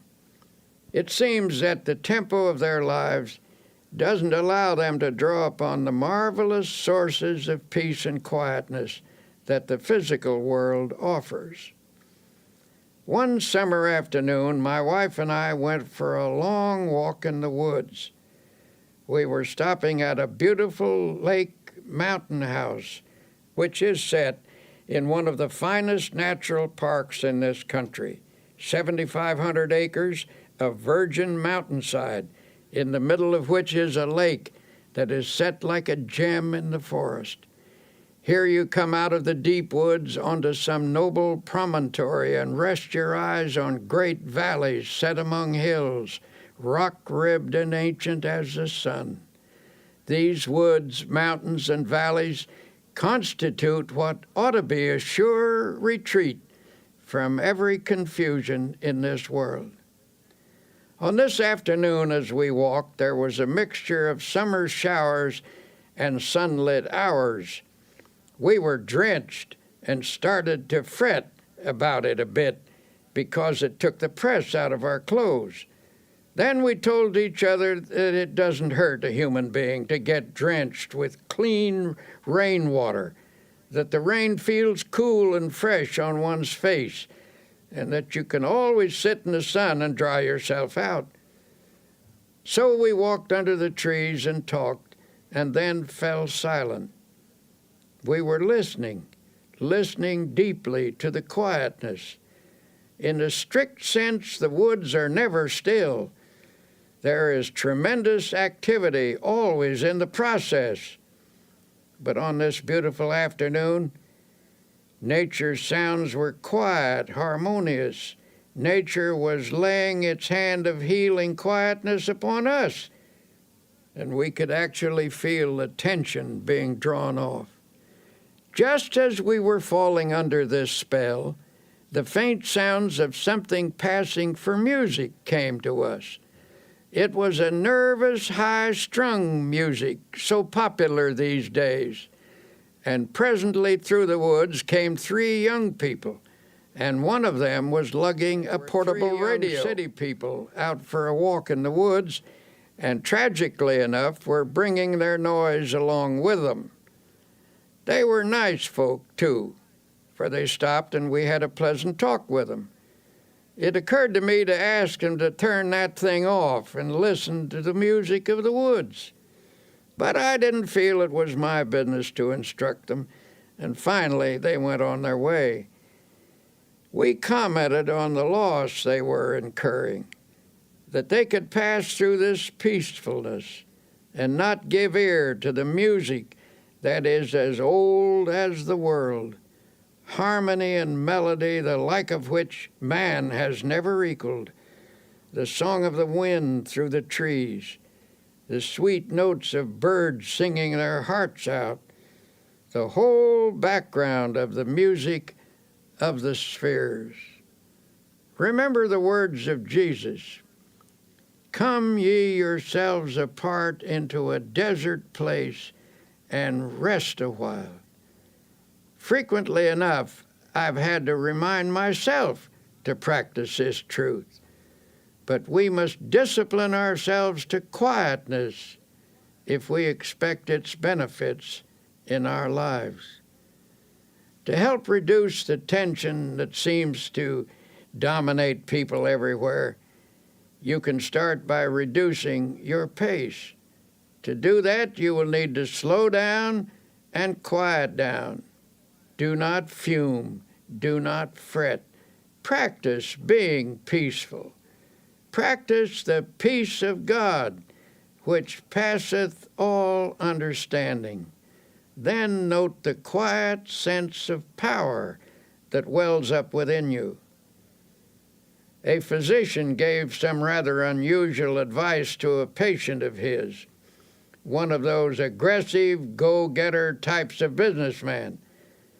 This man had been telling him that he takes his briefcase home with him every night, packed with important work that must get done right away. When the doctor asked if someone else couldn't help him with it, the man snapped, "Nope, I'm the only one who can do it. Everything depends on me." The doctor asked, "If I write a prescription, will you follow it?" This, believe it or not, was the prescription. His patient was to take off 2 hours every working day and go for a long walk. Then he was to take off a half day a week and spend that half day in a cemetery. In astonishment, the patient demanded, "Why should I spend a half day in a cemetery?" "Because," answered the doctor, "I want you to wander around and look at the gravestones of men who are there permanently. I want you to meditate on the fact that many of them are there because they thought, even as you do, that the whole world rested on their shoulders. Meditate on the solemn fact that when you get there permanently, the world will go on just the same. There are times when it is essential to check our headlong pace, and it must be emphasized that the only way to stop is to stop. believe me, I know personally Once went from to a a certain certain city to give a lecture and was met at the plane by a committee. I was rushed to a bookstore where I had an autographing party, and then to another bookstore where another autographing party was held. Then they rushed me to a luncheon. After rushing through the luncheon, I was rushed to a meeting. After the meeting, I was rushed back to the hotel, where I changed my clothes and was rushed back to a reception, where I met several hundred people and drank 3 glasses of fruit punch. Then I was rushed back to the hotel and told I had 20 minutes to dress for dinner. When I was getting dressed, the phone rang and somebody said, "Hurry, hurry, we must rush down to dinner." Excitedly, I chattered, "I will rush right down." I rushed from the room and was so excited that I could scarcely get the key into the lock. Hastily, I checked myself to make sure I was completely dressed and rushed toward the elevator. All of a sudden, I stopped. I was out of breath. I asked myself, just what is this all about? What is the meaning of this ceaseless rush? This is ridiculous. Then I declared independence and said, I don't care if I go to dinner or not. I do not care whether I make a speech. I do not have to go to this dinner, and I do not have to give a speech. So deliberately and slowly I walked back to my room and took my time about opening the door. I telephoned the man downstairs and said, if you want to eat, go ahead. If you want to save a place for me, I will be down after a while when I'm good and ready. But I'm not going to rush anymore. So I removed my coat, sat down, took off my shoes, put my feet up on the table, and just sat. Then I opened the Bible and very slowly read aloud the 121st Psalm. I will lift up mine eyes unto the hills, from whence cometh my help. I closed the book and had a little talk with myself, saying, come on now, son, start living a slower pace and a more relaxed life. And then I affirmed, God is here and his peace is touching me. I don't need anything to eat, I reasoned. I eat too much anyway. Besides, the dinner will probably not be very good, and if I am quiet now, I will give a better speech at 8 o'clock. So I sat there resting and praying for a while. I shall never forget the sense of peace and personal mastery I had when I walked out of that room. I had the glorious feeling of having overcome something, of having taken control of myself emotionally. And when I reached the dining room, the others had just finished the first course. All I missed was the soup, which by general consent was no great loss. This incident was an amazing encounter with the healing presence of Almighty God. I gained this experience simply by stopping, by quietly reading the Bible, by sincerely praying, and by thinking some peaceful thoughts for a few moments. To attain emotional control, the daily practice of healing techniques is essential. Emotional control cannot be gained in any magical or easy way. The only sure method is by working at it regularly and by developing creative faith. To develop a calm control, it is necessary to think calmness.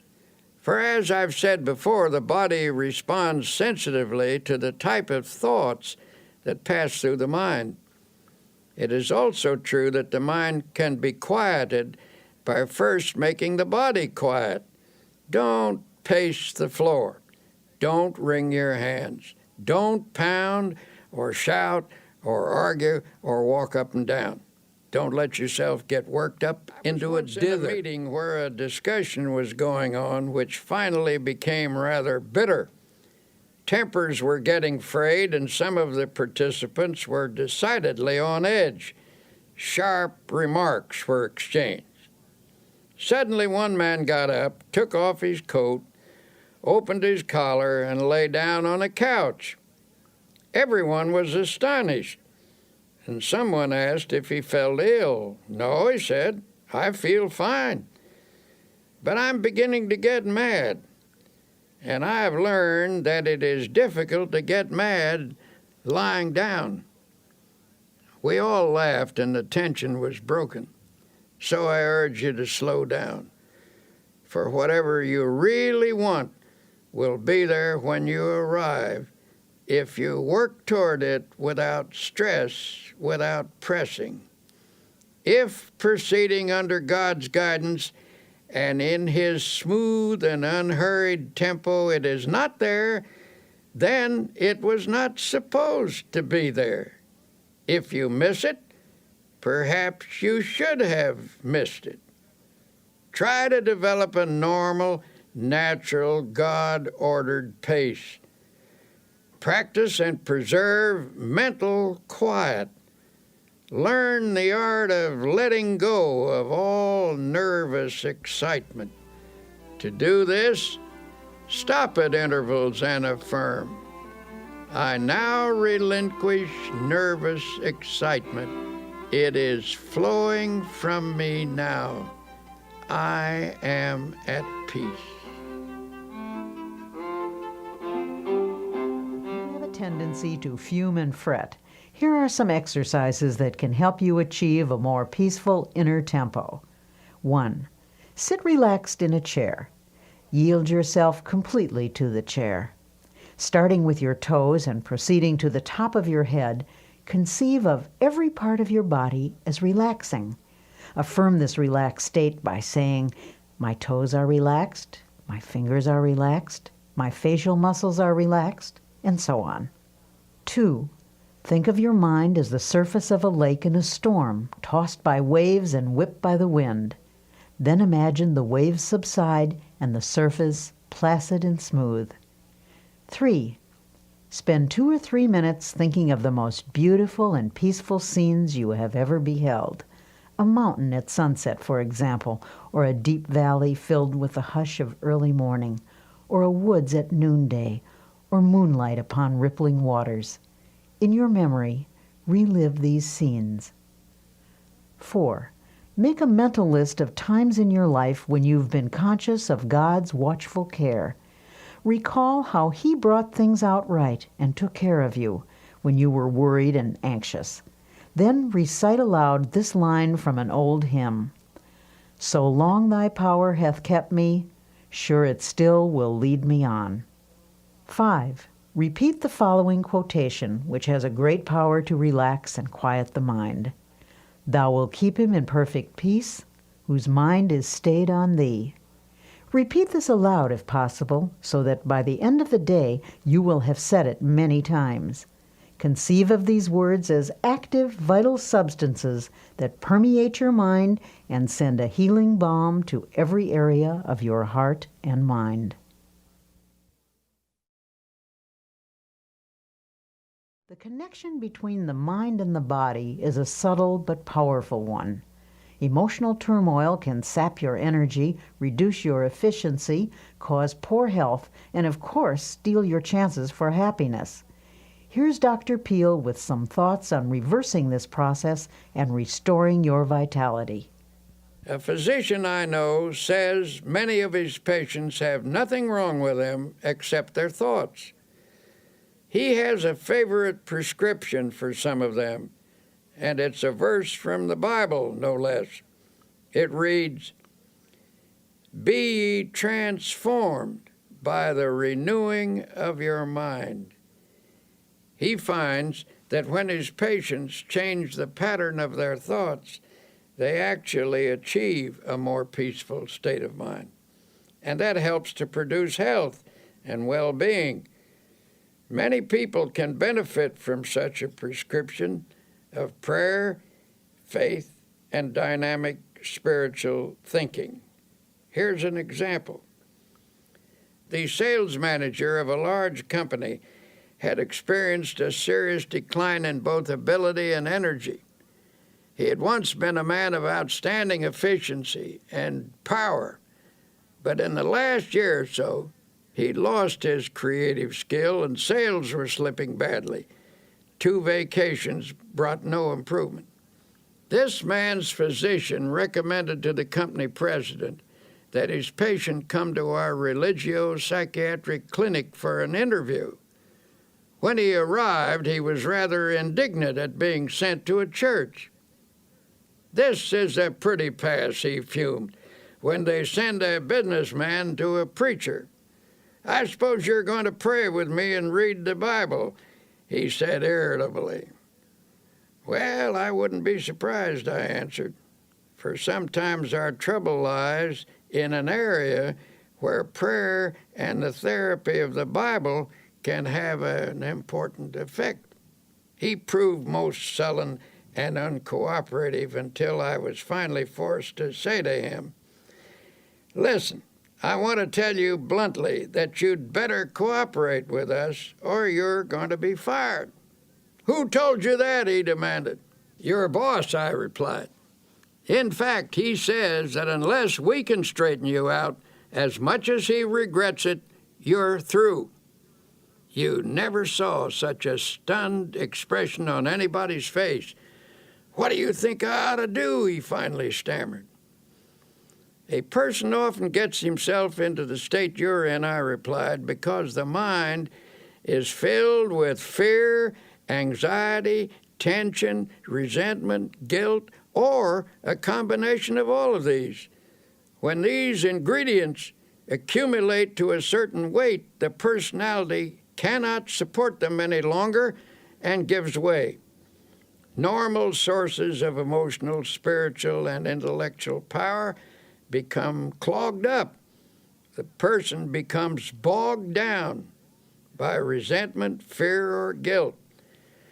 I don't know your trouble, but I suggest you think of me as a sympathetic friend with whom you can be absolutely open, and that you begin to tell me all about yourself.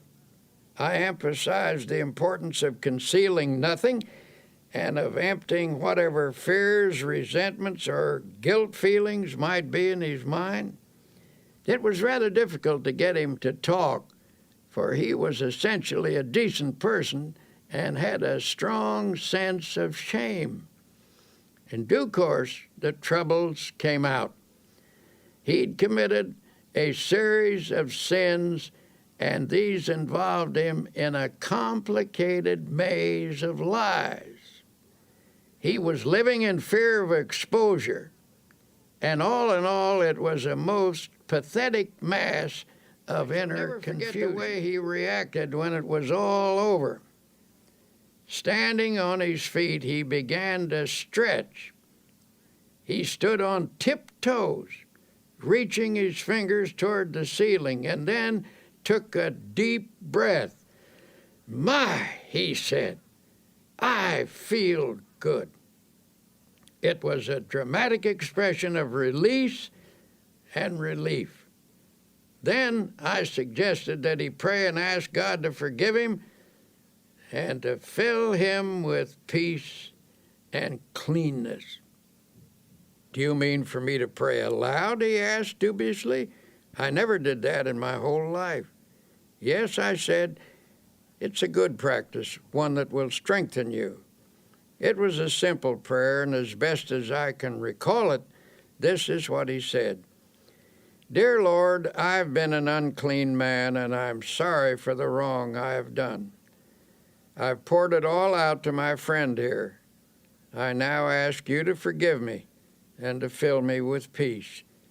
Also, make me strong so that I will never repeat these actions.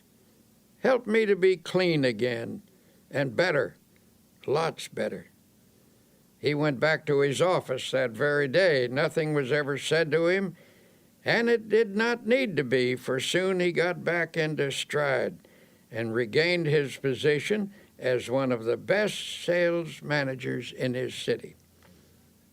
Later, I met his president, who said, "I don't know what you did to Bill, but now he certainly is a ball of fire." "It wasn't me," I replied. Every thoughtful person who has ever considered the matter realizes that doctors are right when they tell us that grudges, resentment, jealousy, vindictiveness, hate, and so on are attitudes that produce poor health. The effects of anger are among the worst. Have a fit of anger and experience for yourself that sinking feeling in the pit of your stomach, that sense of sickness. Chemical reactions in the body are set up by emotional outbursts, which in turn result in feelings of ill health. Should these continue, either violently or in a simmering state, over a period of time, the general condition of the body will deteriorate. Violent negative emotions place great strain upon the heart. One doctor describes how common it is for a person's blood pressure to jump 60 points almost instantly in response to an outburst of anger. A colleague of his suffered from a heart condition and knew that he was at the mercy of anyone who could annoy him. His death, in fact, resulted from a heart attack caused by a fit of anger when he forgot to discipline himself. This doctor suggests, whenever a problem starts to vex you or you begin to get angry, let yourself go limp all over. This will dissipate your inner turmoil. In a speech to the American College of Physicians, Dr. Edward Weiss of Temple University Medical School stated that emotions and feelings are quite as real as germs and no less respectable in their power. The pain and suffering of diseases caused primarily by the emotions are no more imaginary than those caused by bacteria. For example, chronic victims of pains and aches in the muscles and joints may be suffering from nursing a smoldering grudge against someone, possibly close to them. And usually a patient is completely unconscious of his own role in developing the disease. Such persons are often suffering from a disorder of their feelings, often linked to a marital or parent-child problem. I was once told about a woman who came to her doctor complaining that her hands kept breaking out, a problem which was diagnosed as eczema. This doctor encouraged his patient to talk about herself. It turned out that she was a very rigid, unhappy person, and he encouraged her to see a psychiatrist for help. The psychiatrist saw at once that there was some irritating situation in her life that she was translating outwardly in the form of a skin rash. Thus, she was taking out on her own body the urge to scratch something or someone. The doctor finally put it to her bluntly. "What's eating you? You're peeved at something, aren't you?" He reported that she stiffened up like a ramrod and marched right out of the office, so he knew he'd been on target. A few days later, she came back. Due to the agony of the eczema, she was ready to let him help her, even if it meant she had to give up a hatred. It turned out to be a family argument about a will. This woman felt she'd been unfairly treated by a younger brother of her hostility and made up with her brother. The eczema vanished within 24 hours. Such cases go on and on. When people allow their emotions to get the better of them, their body responds by breaking down in small or sometimes in large and grave ways. How we think we feel physically has a definite effect on how we do feel. If your mind tells you you're tired or ill, the nerves and the muscles accept that as a fact. On the other hand, if you convince yourself that you feel refreshed and healthy, energy and well-being can also be generated. The body is designed to produce all the energy you need over an amazingly long period of time. To have good health, a person must take reasonable care of his body with proper diet, exercise, sleep, and so on. To complete the prescription, a well-balanced emotional life is also necessary. When body, mind, and spirit work harmoniously, energy is continuously replaced. The longer I live, the more I'm convinced that neither age nor circumstance needs to deprive us of energy and vitality. If you are feeling under par, I recommend that you do a very scrupulous self-analysis. Honestly ask yourself if you're harboring any ill will or resentment or grudges, and if so, cast them out. Every day and every night of your life, these feelings eat away at you. Emotional ills sap your energy, reduce your efficiency, cause poor health, and of course, they steal your chances for happiness. And yet some people still think that when the Bible tells us not to hate or get angry, it is theoretical advice. The Bible is not theoretical. It is our greatest book of wisdom. It is filled with practical advice on living and on health. Since irritation, anger, hate, and resentment have such a powerful effect on our health, what is the antidote? Obviously, the solution is to fill the mind with attitudes of goodwill, forgiveness, faith, love, and an indomitable spirit. Conquering such negative emotions, here are some practical suggestions. 1. Remember that anger is an emotion, and an emotion is always warm, even hot. To reduce an emotion, cool it. We all know that when a person gets angry, hands clench, the voice rises stridently, muscles tense, the body becomes rigid. Physically, you become poised to fight with adrenaline shooting through your body. To counter this reaction, deliberately oppose the heat of this emotion with coolness. Freeze it out. Use your will to keep your hands from clenching by holding your fingers out straight. Deliberately reduce the tone of your voice. Bring it down to a whisper. Slump in a chair or even lie down if possible. Remember, it's difficult to argue in a whisper or even get mad while lying down. At the moment, it may be a bit hard to pray, but try it anyway. At least conjure up a picture of God in your mind and try to think of Him angry as you are. You can't do it, and the effort will serve to puncture your hostility. Instead of counting to 10 when you feel anger mounting, try the first 10 words of the Our Father. Our Father, who art in heaven, hallowed be thy name.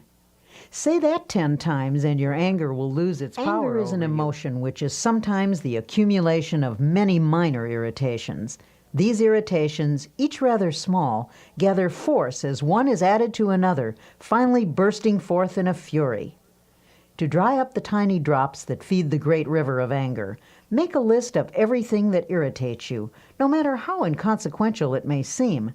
Then make each separate irritation a special object of prayer. Get a victory over each, one at a time. Instead of destroying all of your consolidated anger, use prayer to snip away at each annoyance. When a situation occurs in which your feelings are hurt, get it straightened out as quickly as possible. Don't brood over it. Do something about it. Don't allow yourself to sulk or indulge in self-pity or mope around with resentful thoughts. If your feelings are hurt, see if you can talk to the person you're having trouble with. Try to resolve the situation right away so the incident doesn't get distorted or out of proportion.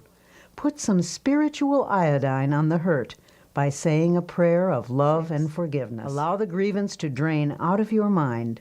Go to someone you trust and pour it out until not a vestige of it remains within you. Then pray for people who hurt your feelings. Continue this until you feel the malice fading away. You may have to pray for quite a while to get this result. Little prayer. May the love of God fill my heart. Then add this line. May the love of God for that person who has hurt me flood my soul. Pray this and mean it. Take the advice of Jesus literally when he said to forgive 70 times 7. That comes to 490 times. Before you have forgiven a person that many times, you will be free of resentment. Worry can have a devastating effect on your physical and emotional health. It stifles the flow of creative power and cripples the ability to act with confidence and clarity. But there is a remedy for overcoming fear. Here is Dr. Peale. Reduced to its simplest form, what is worry?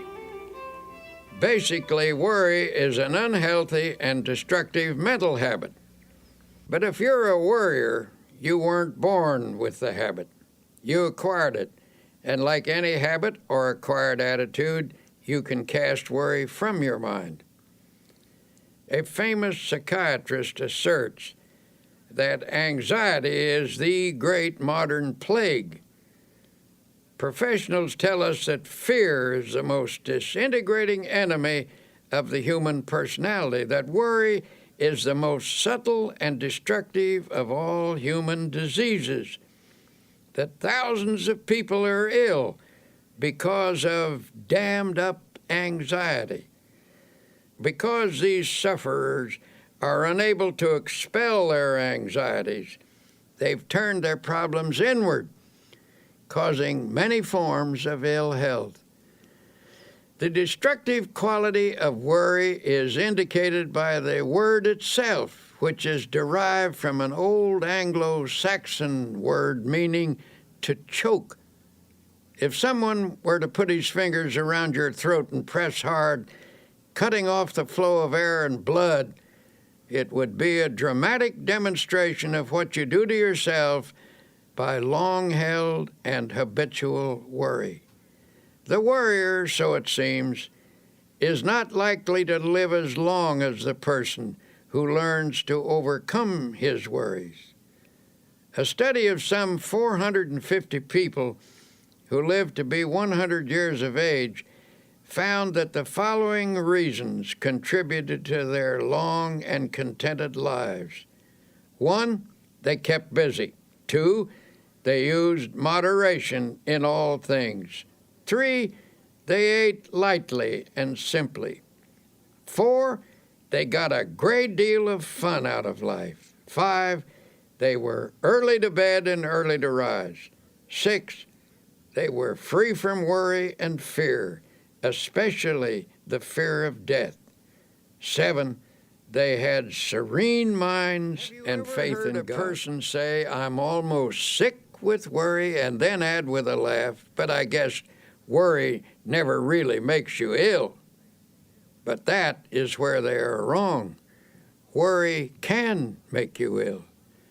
The problem is we worry not only with our minds, but with our hearts, brains, and every other part of ourselves. No matter what the cause of worry and fear, its effect can be noted in the cells, tissues, and organs. But don't be discouraged.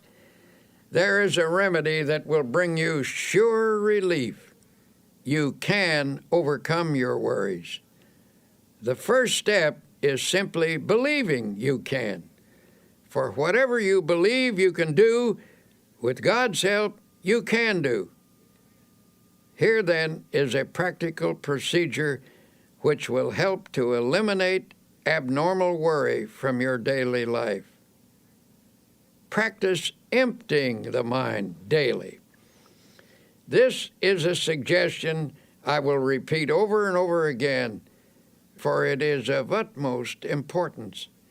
To avoid retaining worries in your mind while you sleep, this mental catharsis should be done preferably before retiring at night. The last 5 minutes before going to sleep are of extraordinary importance, for in that brief period the mind is most receptive to suggestion. It tends to absorb the last ideas that are entertained in the waking state. Then while you sleep, thoughts sink into the subconscious.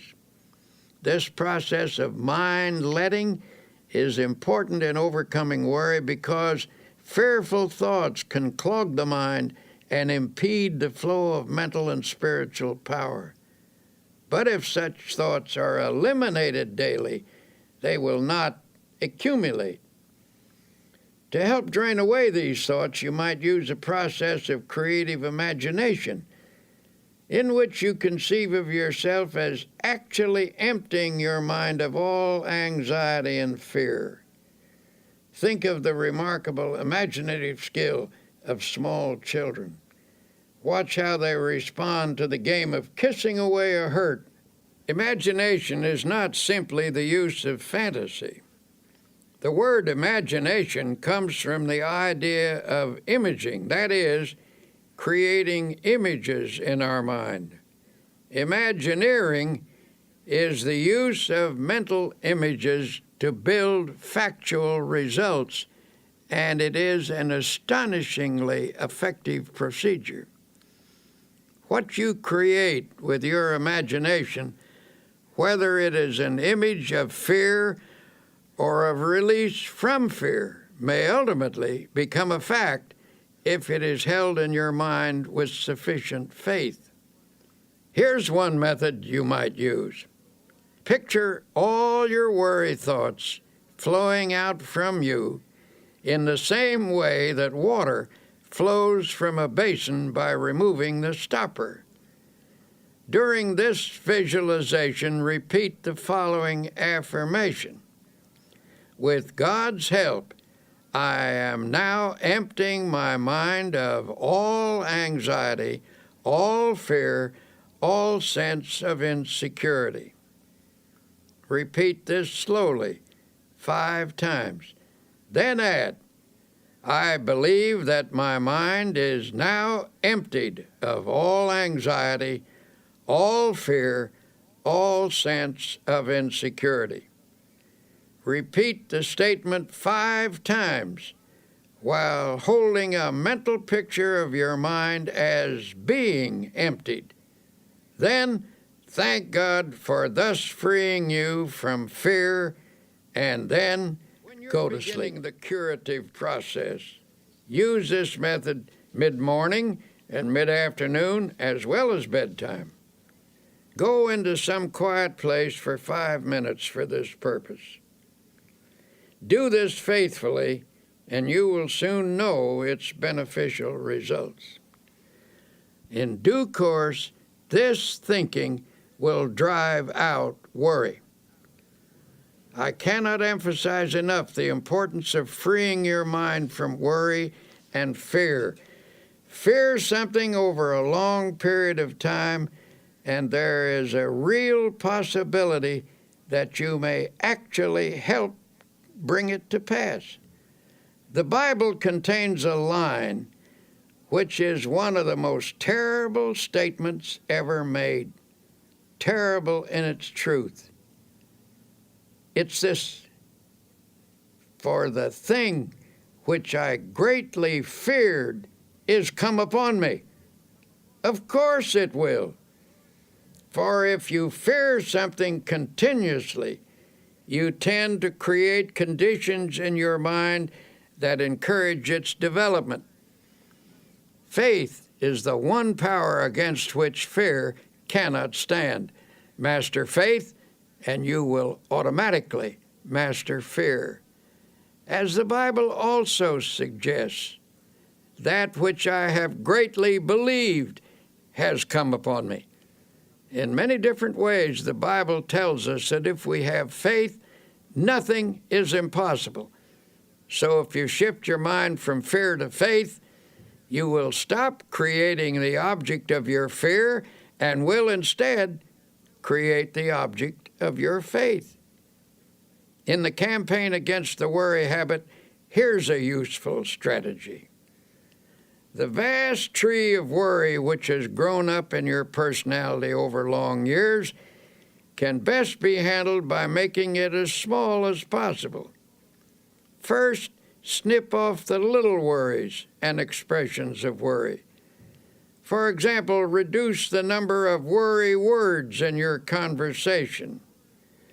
Words may be the result of worry, but they also create worry. When a worry thought comes to mind, immediately remove it with a faith expression.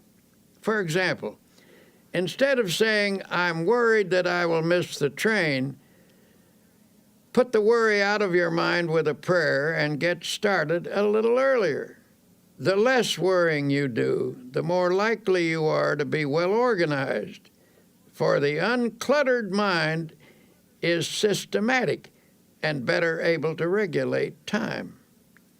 A friend of mine says that every morning before he gets up, he repeats the words, "I believe," 3 times. Thus, at the day's beginning, he conditions his mind to faith, and it never leaves the conviction that by faith he is going to overcome his problems and difficulties during the day. He starts the day with creative, positive thinking in his mind.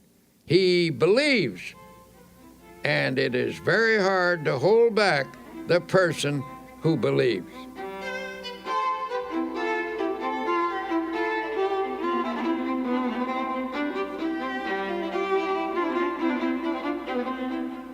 Many people fail to overcome troubles such as worry because they allow a problem to seem complicated.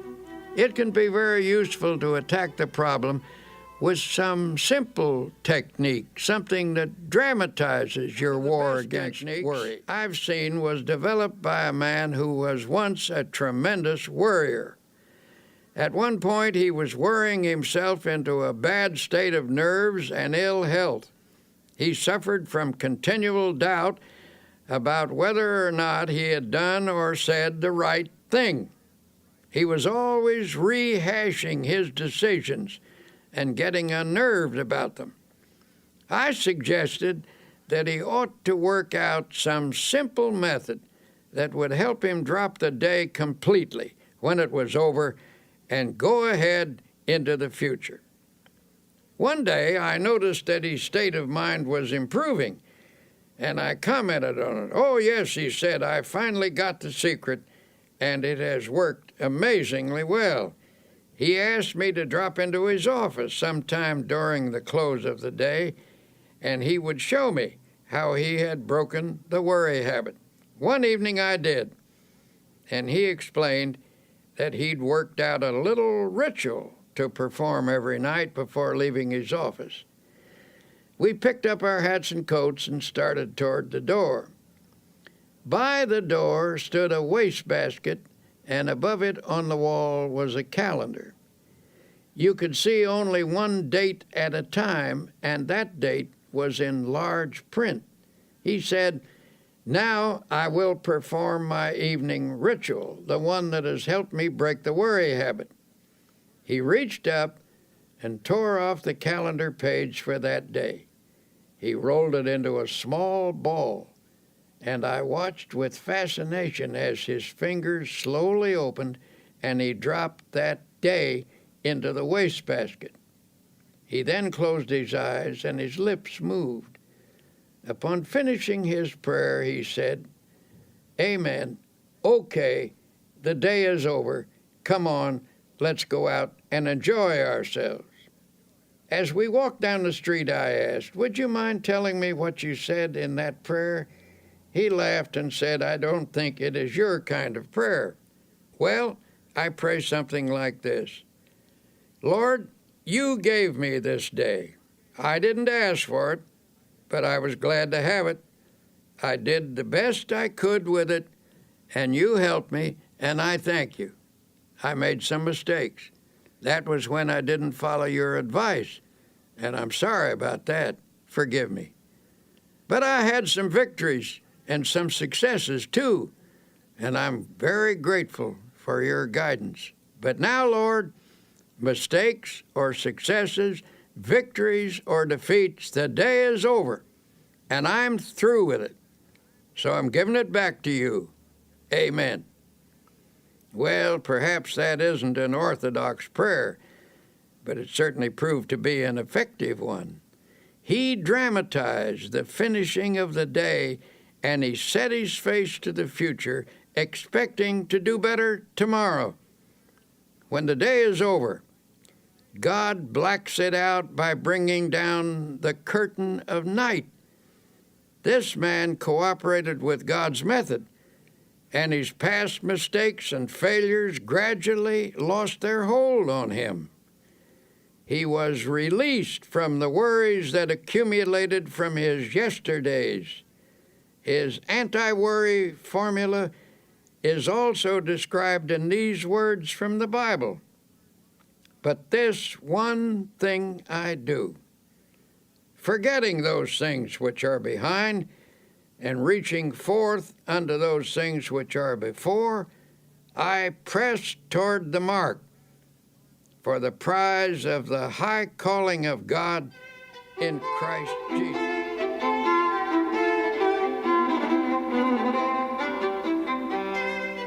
To help you break the worry habit, here are some practical suggestions you can start using right away. 1. Say to yourself, worry is a very bad mental habit. I can change any habit with God's help. 2. You can become free of worry by practicing the opposite and stronger habit of faith. With all the strength and perseverance you can command, start practicing faith. 3. How do you practice faith? Here's a good way to begin. First thing every morning before you rise, say out loud, I believe. 4. Recite this prayer frequently. I place this day, my life, my loved ones, my work in the Lord's hands. There is no harm in the Lord's hands, only good. Whatever happens, whatever results, if I am in the Lord's hands, it is His will, and it is good. 5. Practice saying something positive about everything. For example, don't say, this is going to be a terrible day. Instead, affirm, this is going to be a glorious day. Don't say, I'll never be able to do that. Instead, affirm with God's help, I will do that. 6. Shoot an injection of faith into all your conversations. A group of people talking pessimistically can infect every person in the group with negative feelings. But by talking up rather than down, you can drive off that depressing atmosphere and make everyone feel hopeful. 7. One reason you're a worrier is because your mind is literally saturated with thoughts of gloom, defeat, and apprehension. To counteract these, mark every passage in the Bible that speaks of faith, hope, and happiness. Commit each to memory. Say them over and over again until they saturate your subconscious mind. Then the subconscious will return to you what you have given it, namely optimism, not worry. 8. Help others cure the worry habit. In helping another to overcome worry, you get greater power over it within yourself. 9. Every day of your life, conceive of yourself as living in partnership and companionship with God.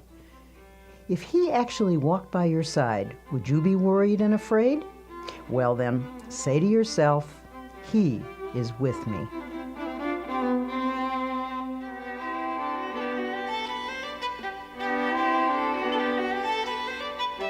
For most people, happiness is perhaps the most precious commodity in the world. And yet, all too often, it eludes us. In this segment called Create Your Own Happiness, you'll discover why happiness is really a state of mind. Once I met a man who absolutely bubbled over with radiant happiness. When I asked him his secret, he said, "Why, it's just as plain as the nose on your face." When I get up in the morning, I realize I have two choices, either to be happy or unhappy. And what do you think I do? I just choose to be happy, and that's all there is to it. Now, that may seem a superficial response, but I recall that Abraham Lincoln, who nobody could accuse of being superficial, said that people were just about as happy as they made their minds up to be. Perhaps the easiest thing in the world to find is a way of being unhappy. Just choose unhappiness. Go around telling yourself that things aren't going well, that nothing is satisfactory, and you can be quite sure of being unhappy. But say to yourself, things are going nicely, life is good, I choose happiness. And you can be quite sure of having your choice. Children are much more adept at finding happiness than most adults. The adult who can carry the spirit of a child into middle and old age is a kind of genius, for he will preserve the truly happy spirit with which God endows the young. The subtlety of Jesus Christ is remarkable, for he tells us that the way to live in this world is to have a childlike heart and mind. In other words, never get old or dull or jaded in spirit. Don't become super sophisticated. A 9-year-old was asked what makes her happy. She listed her playmates, her school, her church, and her family. That list incorporates all the elements that are important in adult life, too. Your friends and associates, your work, your place of worship, and the home circle where you find love. There you have happiness in a nutshell. And the happiest time of your life is in relation to those factors. A few other things that some boys and girls said made them happy.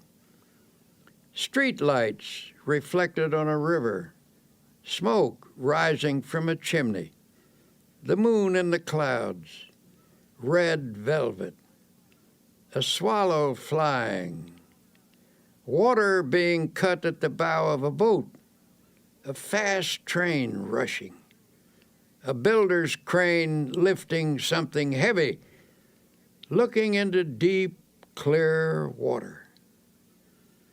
There is something of the most sublime element of the universe expressed in these things. To become a happy person, have eyes that see romance in the commonplace, a child's heart, a clean soul, and spiritual simplicity.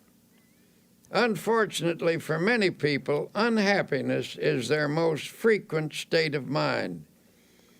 But since a fundamental desire of every human being is for that state of existence called happiness, something should be done about all this misery.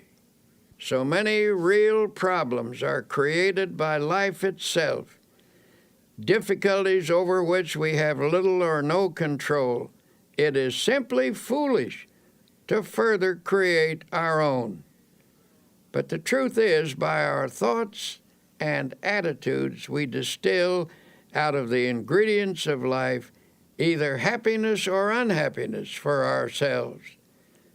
We can manufacture unhappiness simply by our thinking.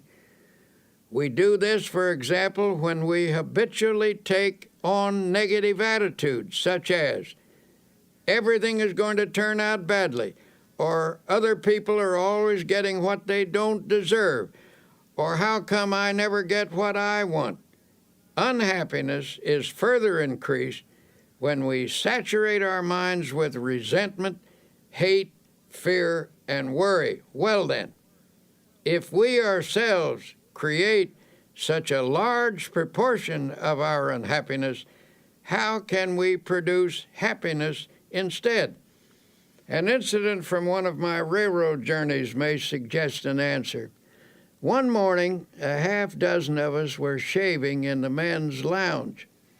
As always in such close quarters after a night on a train, this group of strangers was not disposed to be cheerful.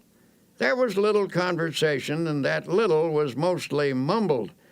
Then a man came in wearing a broad smile. He greeted us all with a bright good morning, but received rather unenthusiastic grunts in return. As he went about his shaving, he was humming a happy little tune. It got a bit on the nerves of some of the men, and finally one said rather sarcastically, "You certainly seem to be happy this morning. Why all the cheer?" "Yes," the man answered. "As a matter of fact, I am happy. I do feel cheerful." Then he added, "I make it a habit to be happy." That's all he said. But that simple statement is really quite profound. For happiness depends, to an important degree, upon the habit of mind we cultivate.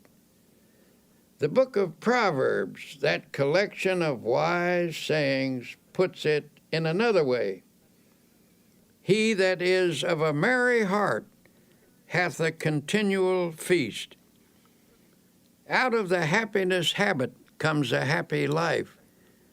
And because we can cultivate a habit, we therefore have the power to create our own happiness habit. Make a mental list of pleasant thoughts and pass them through your mind several times a day. If an unpleasant thought should enter your mind, immediately stop, consciously reject it, and substitute a pleasant thought. Every morning before rising, lie relaxed in bed for a few minutes. Let pictures of each happy experience you expect to have during the day pass across your mind. Savor their joy. Such thinking will help cause events to turn out that way. Do not affirm that things will not go well that day. By merely saying that, you can actually help to make it so. You will draw to yourself every factor, large and small, that will contribute to unhappy conditions. As a result, you will find yourself asking, why does everything go badly for me? What's the matter with everything? Tomorrow, try this plan instead. When you rise, say out loud 3 times this one sentence. This is the day which the Lord hath made. I will rejoice and be glad in it. Repeat it in a strong, clear voice with positive tone and emphasis. The statement, of course, is from the Bible, and it is a good cure for unhappiness.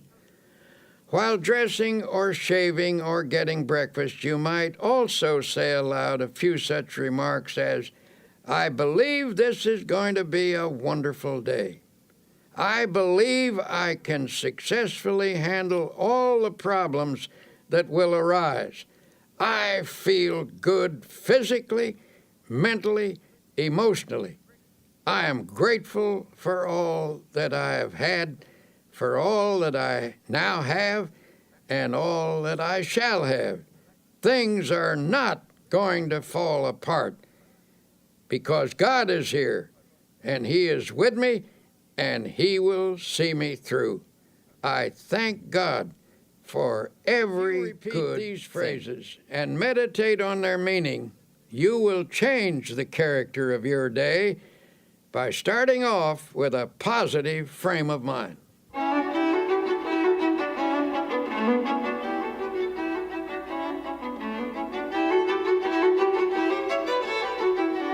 And yet it is not enough to practice even such important techniques as these unless throughout the day you also base your actions upon fundamental principles of happy living.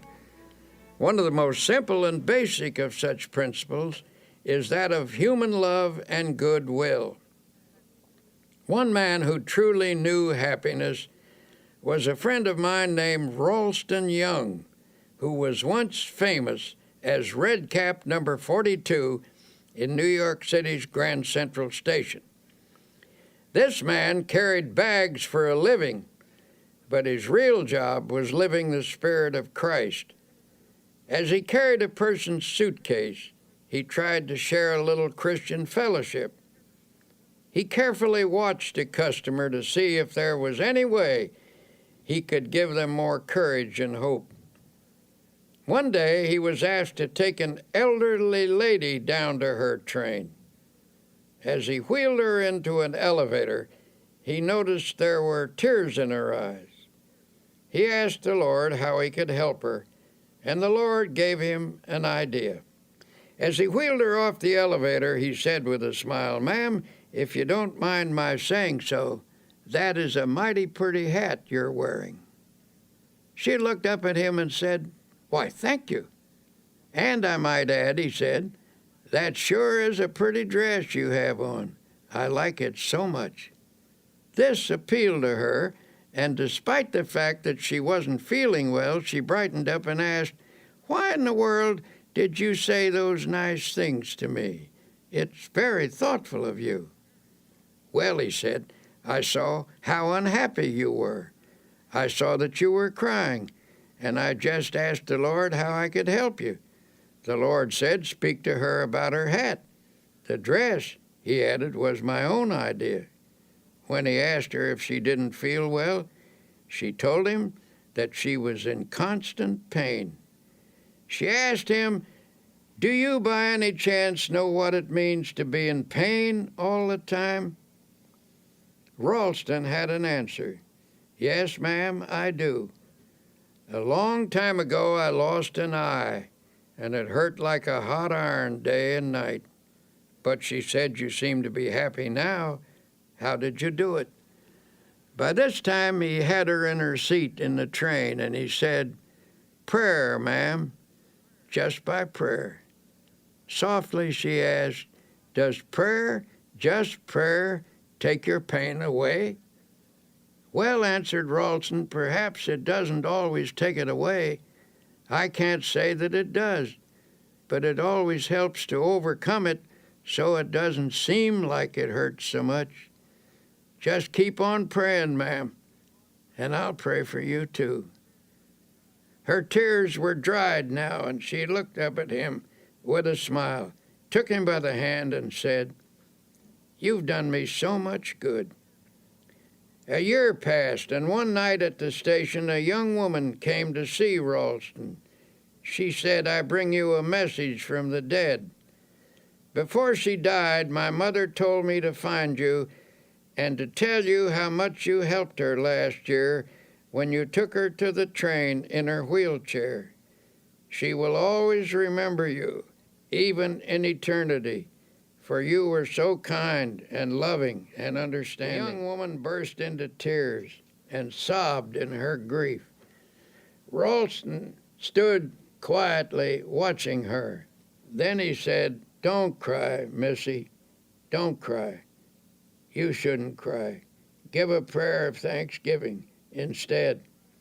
She was surprised by this response, and Ralston went on, "Why, because many people have become orphans much younger than you. You had your mother a long, long time, and besides, you still have her. You will see her again. She is near to you now, and she always will be near to you. Maybe she is with us right now, the two of us, as we talk." The sobs ended and the tears dried. Ralston's kindness had the same effect on the daughter as it had on the mother. In this huge station with thousands of people passing by, the two of them felt the presence of the Divine One, he who inspired this red cap to go around in this way, spreading love. As Tolstoy said, "Where love is, God is." And we might add, where God and love are, there is happiness. So a fundamental principle in creating happiness is just to practice love. In my travels about the country, I have been fortunate to encounter an increasing number of genuinely happy individuals.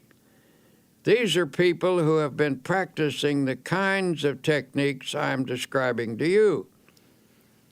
Recently, after finishing a lecture, a big, strapping, fine-looking man invited me to a party. Well, I must admit, from the way he described it, it didn't sound at all like my kind of party. I was hesitant, afraid I might cramp everyone's style, so I began to make excuses. "Oh, don't worry," he said. "This is your kind of party. You'll get the kick of your life out of it." So I went along with my buoyant friend, and he introduced me to a large group of joyous and exuberant people. I looked around for a bar, but there wasn't any. When I remarked that these people must have stopped somewhere before coming here, my host was shocked. "Stopped somewhere? Why, don't you understand? These people have got the spirit all right, but not the kind of spirit you're thinking of. I'm surprised at you. Don't you realize what makes this crowd happy? They've found God as a living, vital, honest-to-goodness reality. Yes, they've got the spirit all right, but it isn't the kind that you get out of a bottle. They've got the spirit in their hearts." Then I saw what he meant. This wasn't a crowd of pious, stodgy people. Some were leaders of that town, business people, lawyers, doctors, teachers, and a lot of simpler folk besides. And they were having a wonderful time, talking about God, and doing it in the most natural manner imaginable. They were telling one another about the changes that had occurred in their lives through spiritual power.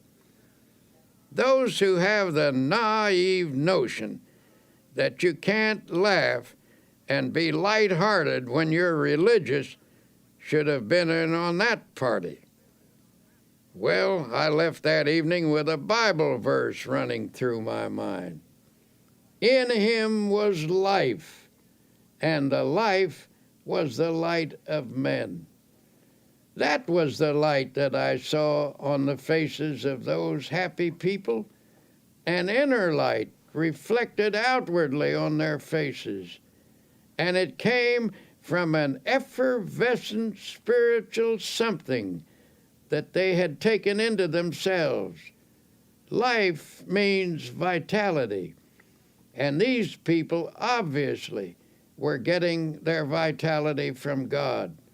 Through faith in God and in themselves, they had found the power that creates confidence. If you want to create and a little more happiness. happiness in your life, here are a few ideas. 1. Remember it is primarily your thoughts and attitudes that determine how happy you are. Never allow resentment, hate, fear, or worry to dominate your thoughts. 2. Make it a habit to be happy. You can cultivate this habit, so you do have a choice. As the book of Proverbs says, "He that is of a merry heart hath a continual feast." 3. Practice happy thinking. Make a mental list of pleasant thoughts and pass them through your mind several times each day. If an unpleasant thought should enter your mind, immediately stop, consciously reject it, and substitute a pleasant one. 4. Each day when you arise, say this one sentence out loud. "This is the day which the Lord hath made. I will rejoice and be glad in it."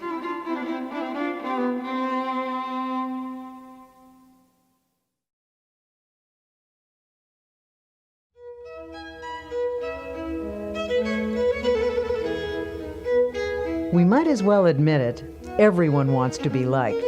William James once said, "One of the deepest drives of human nature is the desire to be appreciated. The longing to be liked, to be held in esteem, to be a person whom others seek out is fundamental in all of us. On this side, you'll discover how to enjoy easy, natural, and pleasing relationships with others, how to be somebody you'd like to know.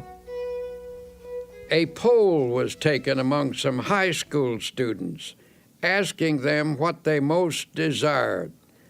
By overwhelming majority, the students answered that they wanted to be popular. Older people have this same urge.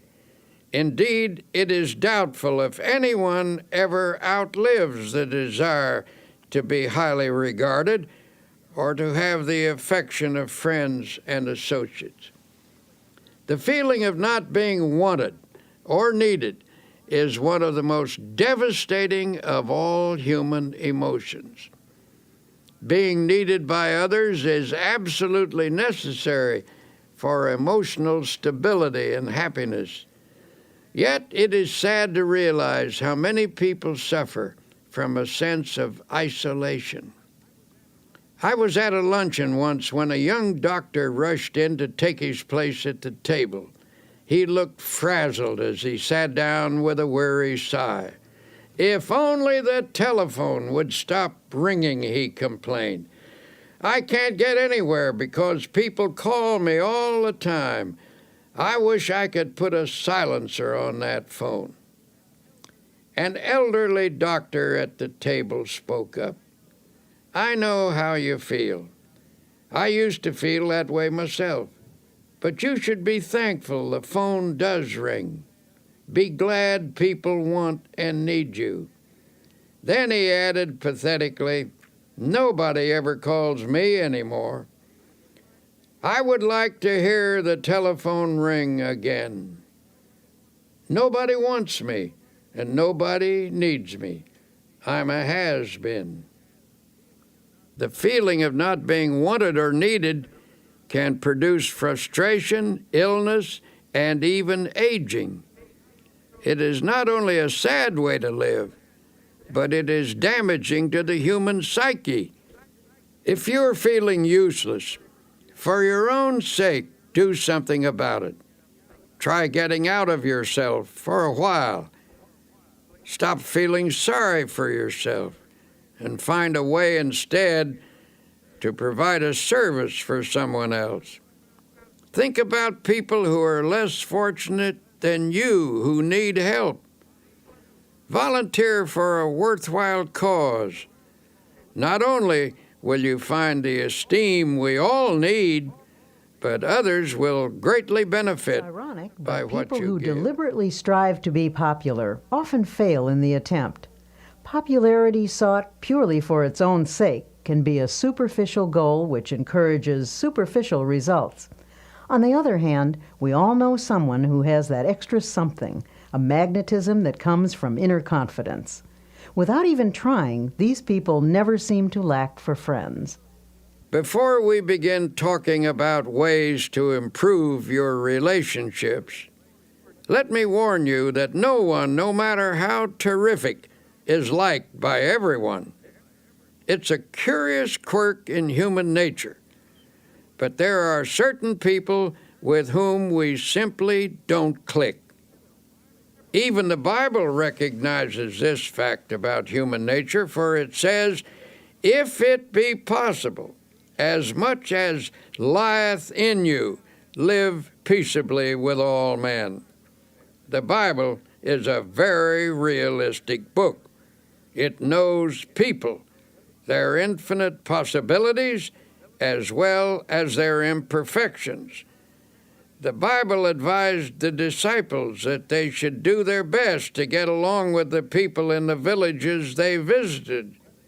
But if they still couldn't do so, after trying sincerely, they were to shake off the very dust of the village from their feet.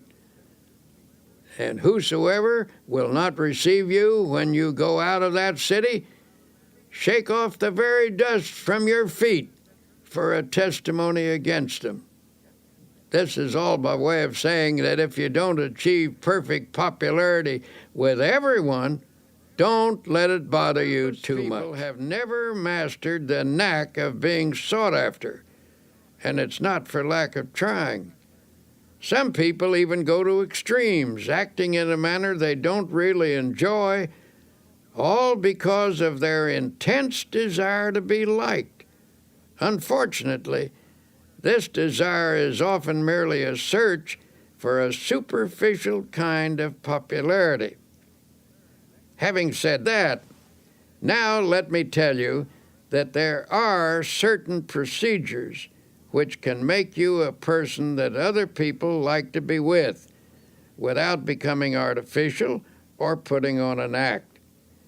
You can enjoy satisfactory personal relationships even if you are a difficult person or are by nature shy and retiring. Here are some suggestions. First, try to be a comfortable type of person, the kind that others can be easy with. Some people always keep a barrier between themselves and the world. It's a strain just to be with them. A stiff, unresponsive individual never quite meshes into a group. It's hard to know what they're feeling or how they're going to react. They make you feel a little uneasy. But a comfortable kind of person is easygoing and natural. They have a pleasant, kindly, genial way about them.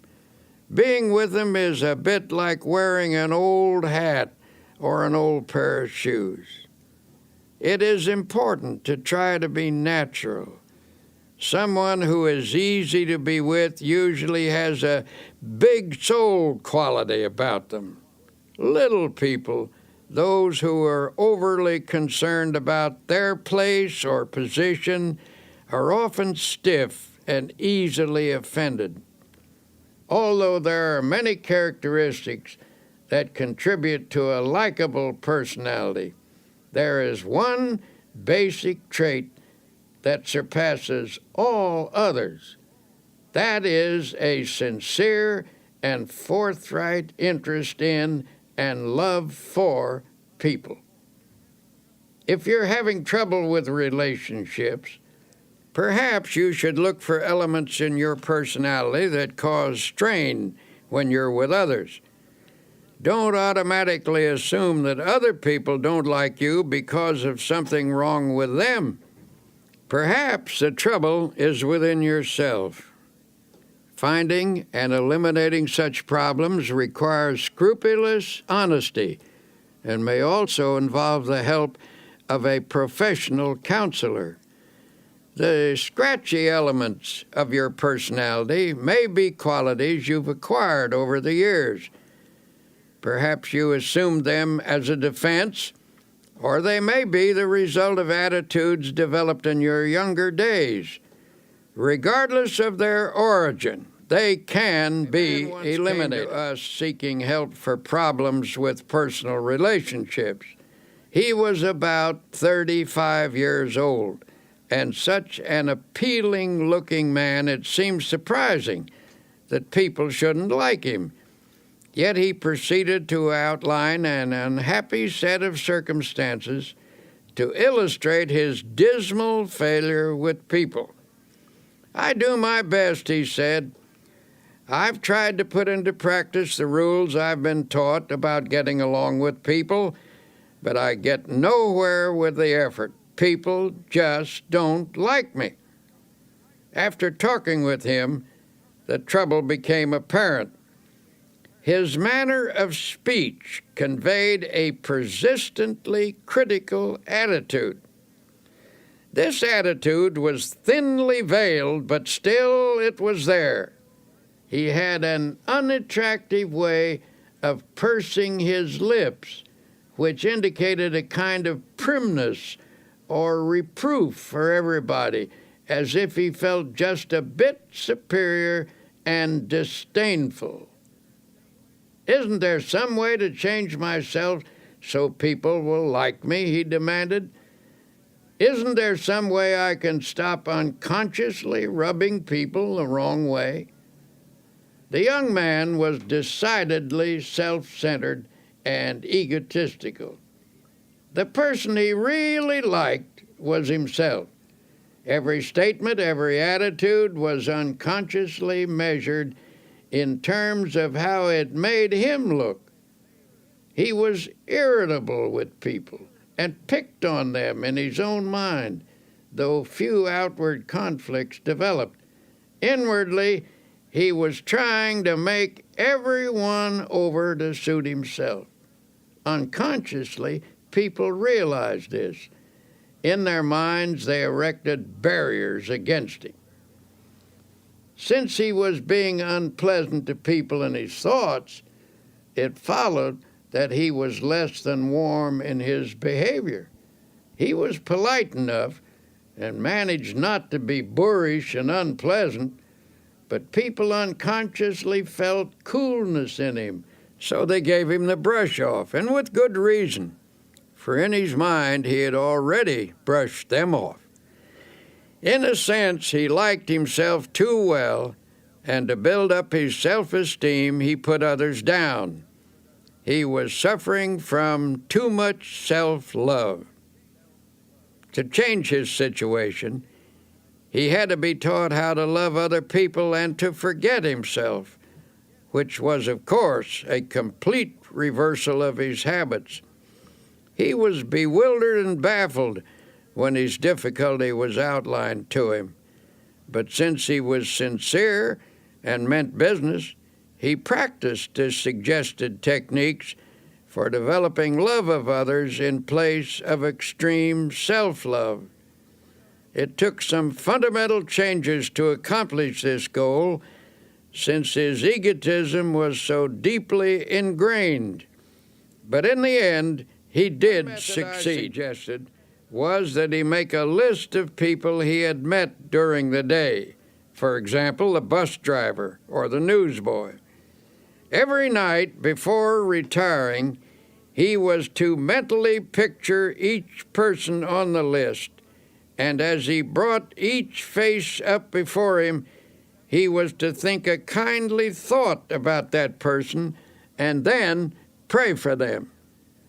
Each of us has his own world, people we encounter each day or with whom we do business. This man was instructed to pray for those in his own little world. For example, the first person he saw each morning was the elevator man in his apartment house. Normally, he'd say a perfunctory good morning. Now he took the time to have a little chat. He asked the elevator man about his family and about his interests. He found that he had an interesting point of view and some experiences which were quite fascinating. He began to see new values in a person who had previously been a mechanical robot to him. He actually began to like the elevator operator, and in turn, the elevator operator, who had formed a pretty accurate opinion of the young man, began to reverse his views. They established a friendly relationship. So the process went from person to person on his list. One day the young man said, "I've found that the world is filled with interesting people, and I never realized it before." When he made that observation, he proved that he was losing himself. And when he did that, as the Bible so wisely tells us, he found himself. In losing himself, he found himself and lots of new friends besides. People began to like him. Learning to pray for other people is a very important step in this process. When you pray for someone, you tend to lift the relationship to a higher level. The best in other people begins to flow out toward you as your best flows toward them. In the meeting of the best, in each, a higher understanding is established. Essentially, getting people to like you is merely the other side of liking them. One of the most popular men who lived in the United States in this century was the late Will Rogers, and one of the most characteristic statements he ever made was, I never met a man I didn't like. Now, that may have been a slight exaggeration, but I'm sure Will Rogers didn't think so. That is truly the way he felt about people, and as a result, people opened up to him like flowers to the sun. Another important way to get people to like you is to practice building up their ego. Everyone has a normal desire for feelings of self-importance. If I deflate your ego, and therefore your self-importance, I show my lack of respect for you. Though you may laugh it off, I have indeed wounded you. And while you may exercise charity toward me, unless you are finely developed spiritually, you're not going to like me very much. On the other hand, if I elevate your self-respect and contribute to your feelings of personal worth, I am showing high esteem for your ego. I have helped you to be your best self, and in return, you appreciate my efforts. You are grateful to me. You like me for it. Almost anyone that you help to build up and become a better person will give you his devotion. Build up as many people as you can, but do it sincerely and unselfishly. Do it because you like them and because you recognize their potential. If you do good for people, affection and esteem will flow back to you. Best of all, you will never lack principles for getting for people friends. to like you are simple. Here are 10 practical exercises to help you become someone that you'd like to know. 1. A person's name is very important. When you meet someone, try to remember their name. If you don't, they may feel you're not very interested in them. 2. Be the comfortable sort of person with whom others feel relaxed. Try to make them feel at home with you. 3. Acquire that quality of relaxed easygoingness so that everyday irritations don't ruffle you. 4. Don't be egotistical. Guard against giving the impression that you know it all. 5. Try to be an interesting person. Cultivate interests to keep your mind alive. People enjoy being with someone who is stimulating. 6. Get those scratchy elements out of your personality. If you suspect there may be bothersome traits you're not aware of, get a friend or perhaps a professional to help you. 7. Attempt to heal the misunderstandings you've had with others. Sincerely drain off your grievances. 8. Practice liking people until it comes naturally to you. 9. Never miss an opportunity to say a word of congratulations upon someone's achievement or express sympathy for their sorrow or disappointment. 10. Strengthen your spiritual life. Then offer strength to others that will help them meet life more effectively. Give strength to people, and they will give affection to you. Winston Churchill once wrote about the great British General Tudor. He commanded a division of the British Fifth Army, which faced the powerful German assault in March 1918. The odds were heavily against him, but General Tudor knew how to meet an apparently immovable and undefeatable obstacle. His method was simple. He merely stood and let the obstacle break on him, and he in turn broke the obstacle. Now here is what Churchill said about General Tudor. The impression I had of Tudor was of an iron peg hammered into the frozen ground, immovable. General Tudor knew how to stand up to an obstacle. Just stand up to it, that's all. Don't whine or complain about it. Don't give way under it. Stand up to it, and it will finally break. You will break it. Something has to break, and it won't be you. It will be the obstacle. People who cringe in front of their challenges not only trip themselves up, but they can often affect a whole team or organization. People like the Obstacle Man, for example. Here's his story. This Obstacle Man worked in a large creative organization.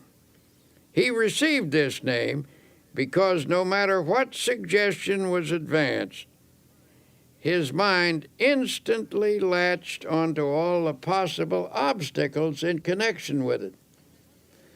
One day, the directors of his firm were considering a project which involved considerable expense and some definite hazards, as well as possibilities for success. In a discussion of the venture, the Obstacle Man would frequently say, "Just a moment. Let's consider the obstacles involved." Now, present at this meeting was another man who said very little, but who was greatly respected by his colleagues for his ability and achievements. After listening to the Obstacle Man's litany of objections, he finally asked, "Why do you constantly emphasize the obstacles in this proposition instead of the possibilities?" The Obstacle Man responded, "To be intelligent, one must always be realistic, and it is a fact that there are definite problems with this project. What attitude would you take toward these obstacles, may I ask?" The other man unhesitatingly replied, "What attitude would I take toward these obstacles? Why, I would just remove them, that's all, and then I would forget them." "But," said the Obstacle Man, "that's easier said than done. You say you would remove them and forget them. May I ask if you have any technique for doing this that the rest of us have never discovered?" A slow smile came over the face of the other man as he said, "My entire life removing obstacles, and I never saw one yet that couldn't be removed, provided you had enough faith and guts and were willing to work. Since you want to know how it's done, I'll show you." He then reached into his pocket and took a card out of his wallet.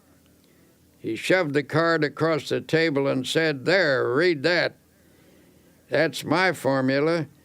And don't give me a song and dance about how it won't work either. I know better from experience." The Obstacle Man picked up the card and, with a strange look on his face, read the words to himself. "Read them out loud," urged the other man. In a slow, dubious voice he read, "I can do all things through Christ who strengthens me." The owner of the card put it back in his wallet and said, "I've lived a long time and have faced a lot of difficulties, but there is power in those words, actual power, and with it you can remove any obstacle." He said this with confidence, and everyone knew he meant it. He was, in fact, a remarkable man who had overcome many odds, and his successful track record spoke for itself. His positive attitude, plus the fact that he was not in any sense holier than thou, made his words convincing to the men around the table. At any rate, there was no more negative talk from the Obstacle Man or anyone else from then on. The project was put into operation, and despite risks and difficulties, it turned out successfully. Think of the winning mentality that sports champions cultivate. When a game seems to be going against them, they can't let discouragement creep in. They can't let negative thoughts dominate, or they will lose the power to win. To be a champion in your own arena, your mental and spiritual resources must be razor sharp with confidence. Now you may say, "But you don't know my circumstances. I'm in a different situation than anybody else, and I'm about as far down as a human being can get." Well, If that's true, and you're down as far as you can get, in that case, congratulations, for you're at the bottom. And the bottom is a wonderful place. The only place you can go from the bottom is up. On the other hand, it's hard to say you're in a situation that no one has ever encountered before. There is no such situation. Practically speaking, there are only a few human stories, and they've all been enacted before. This is a fact we must never forget. There are people in this world who have overcome every conceivable difficulty, even the most hopeless, even the one in which you now find yourself. There is always a way out. A wise old man was once asked how he overcame the many difficulties of his life. How do I get through a trouble? Well, first I try to go around it. And if I can't go around it, I try to get under it. And if I can't get under it, I try to go over it. And if I can't go over it, I just plow right through it. Then he added, God and I plow right through it together. One way to help your subconscious become more positive is to eliminate certain expressions of thought and speech, which we'll call the little negatives. These little negatives clutter up the average person's conversation, and while each one is seemingly unimportant in itself, when taken together, they have a total effect of creating a negative mindset. If you analyze your own conversational habits, you may be shocked by what you find. See how often gloomy little statements creep in like, I'm afraid I'll be late, or what if I have a flat tire, or I don't think I can do that, or even, I knew it was going to rain. These are little negatives, to be sure, and a big thought is, of course, more powerful than a little one. But it should never be forgotten that mighty oaks from little acorns grow. And if a mass of little negatives clutters up your conversation, they're bound to seep into your mind. Soon they accumulate in force, and before you know it, grow into big negatives. Make the decision right now to go to work on your little negatives. Root them out of your thoughts and your conversations. The best way to do this is to say a positive word about everything. When you keep asserting that things are going to work out well, that you can do the job, that you will not have a flat tire, that you will get there on time, you invoke the law of positive effects. You will find that good results do occur. Things do turn out well. Now, as we've said before, our success in overcoming obstacles is greatly influenced by our attitude. In fact, most of our obstacles are actually mental in character. Ah, you may object. My obstacles are not mental. Mine are real. Perhaps so, but your attitude toward them is mental. Attitudes are created by a mental process, and what you think about your obstacles largely determines what you do about them. Take the attitude that you can't remove an obstacle, and you won't. But get the idea firmly fixed in your mind that the obstacle is not so great as you previously considered it to be. Hold on to the idea that the obstacle is removable. The very moment you begin to think in this manner, you inaugurate the process that will eventually remove your obstacle. If there's a difficulty which has defeated you for a long time, it's likely that you've told yourself for weeks, months, and even years that there's nothing you can do about it. Only your inabilities, your mind gradually concludes that you are indeed incapable. And when your mind is convinced, you're convinced, for as you think, so you are.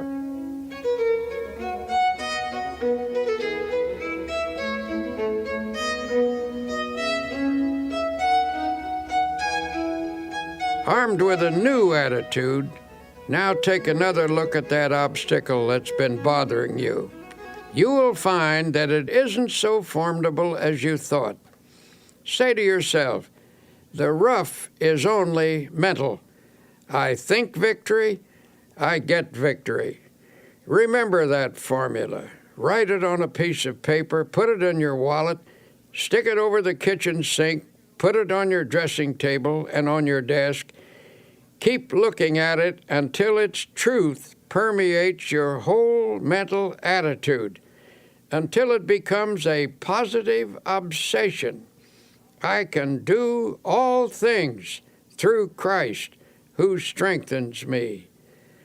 What may seem to be a difficult proposition is hard or easy depending upon how we think about it.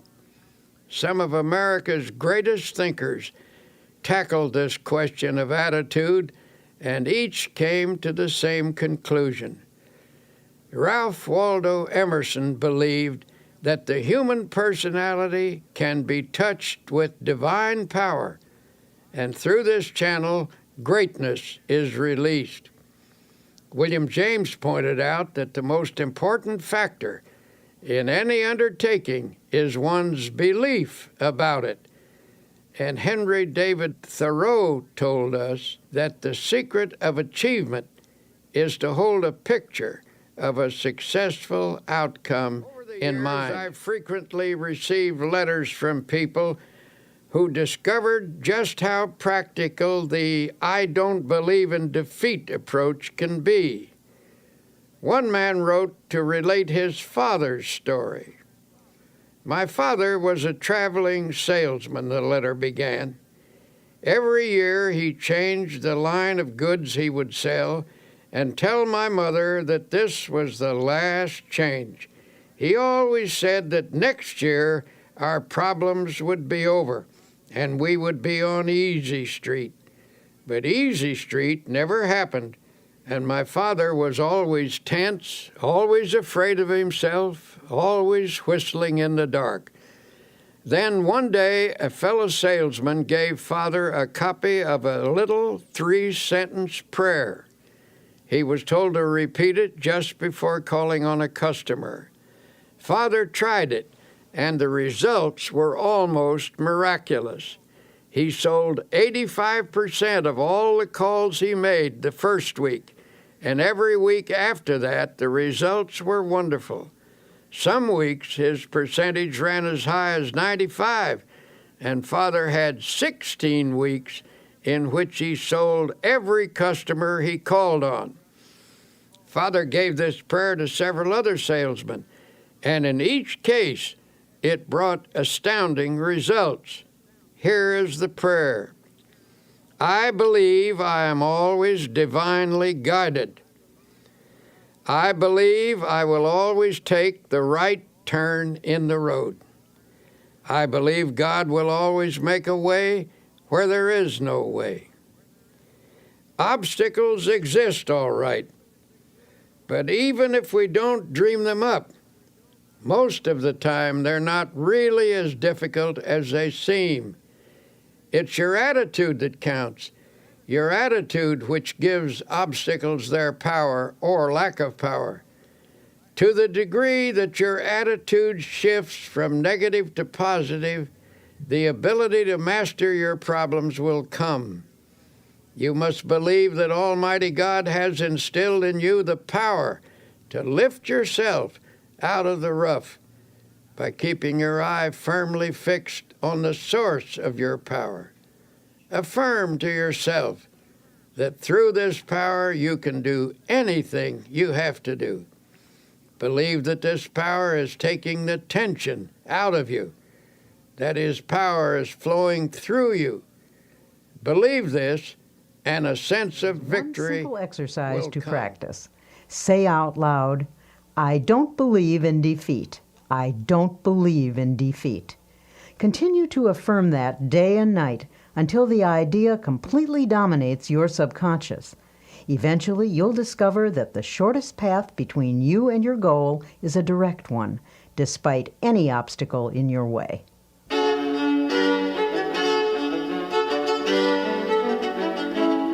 Here you will discover the practical secrets that can lead to a life in which dreams are achieved and expectations are fulfilled. As Dr. Peale says, life cannot deny itself to the person who gives life his all. So, as you listen, keep in mind your most burning desire. Surely there's a way to make it come true.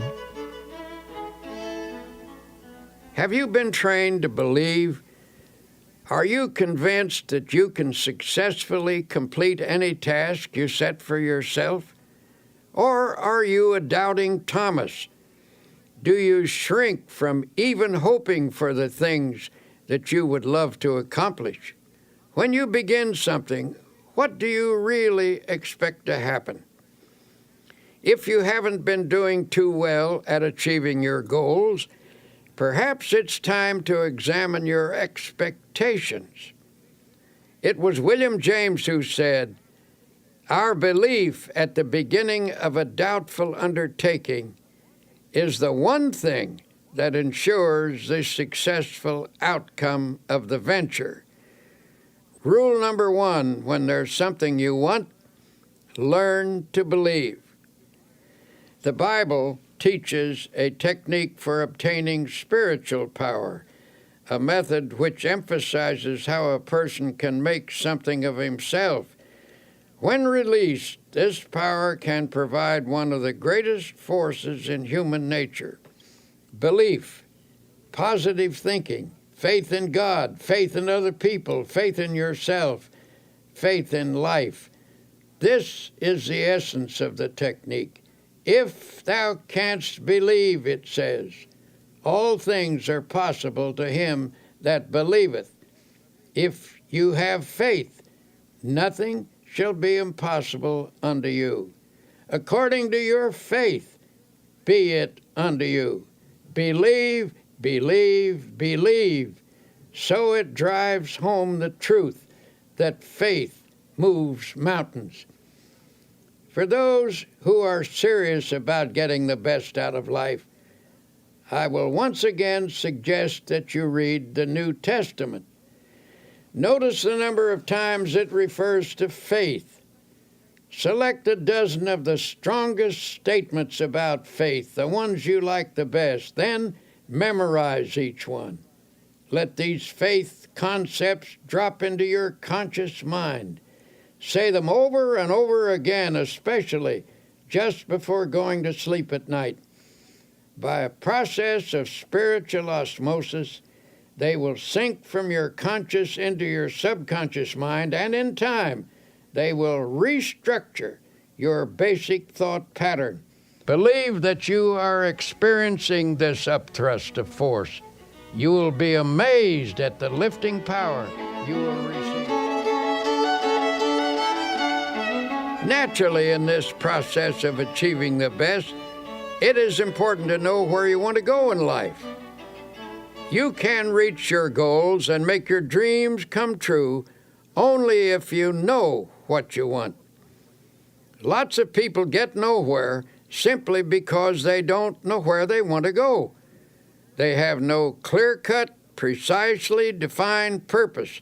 You cannot expect the best if you think aimlessly. I was once consulted by a 26-year-old man who was dissatisfied with his job. He was ambitious to fill a bigger niche in life and wanted to know how to improve his circumstances. In the course of our conversation, I asked him, "Well, where do you want to go?" The young man replied hesitantly, "I don't know exactly. I've never given it any thought. I only know that I want to go somewhere other than where I am." "Well, what can you do best? What are your strong points?" I then asked. "I don't know," the man responded. "I never thought that over." But what would you like to do if you had your choice? What do you really want to do? I just can't say, came the response. I don't really know what I'd like to do. I never thought it over. Finally, I said, now look here. You want to go somewhere from where you are, but you don't know where you want to go. You don't know what you can do or what you would like to do. You'll have to get your ideas organized before you can expect to start getting anywhere. And that is a failure point with many people. They never get anywhere because they have only a hazy idea of where they want to go and what they want to do. No objective leads to no end. A newspaper editor, an outstanding man in his field, was once asked, "How did you get to be editor of this important newspaper?" "I wanted to be," he said simply. "Is that all there is to it?" he was asked. "You want to be, and so there you are?" Well, that may not be all of it, but that was a large part of the process, he explained.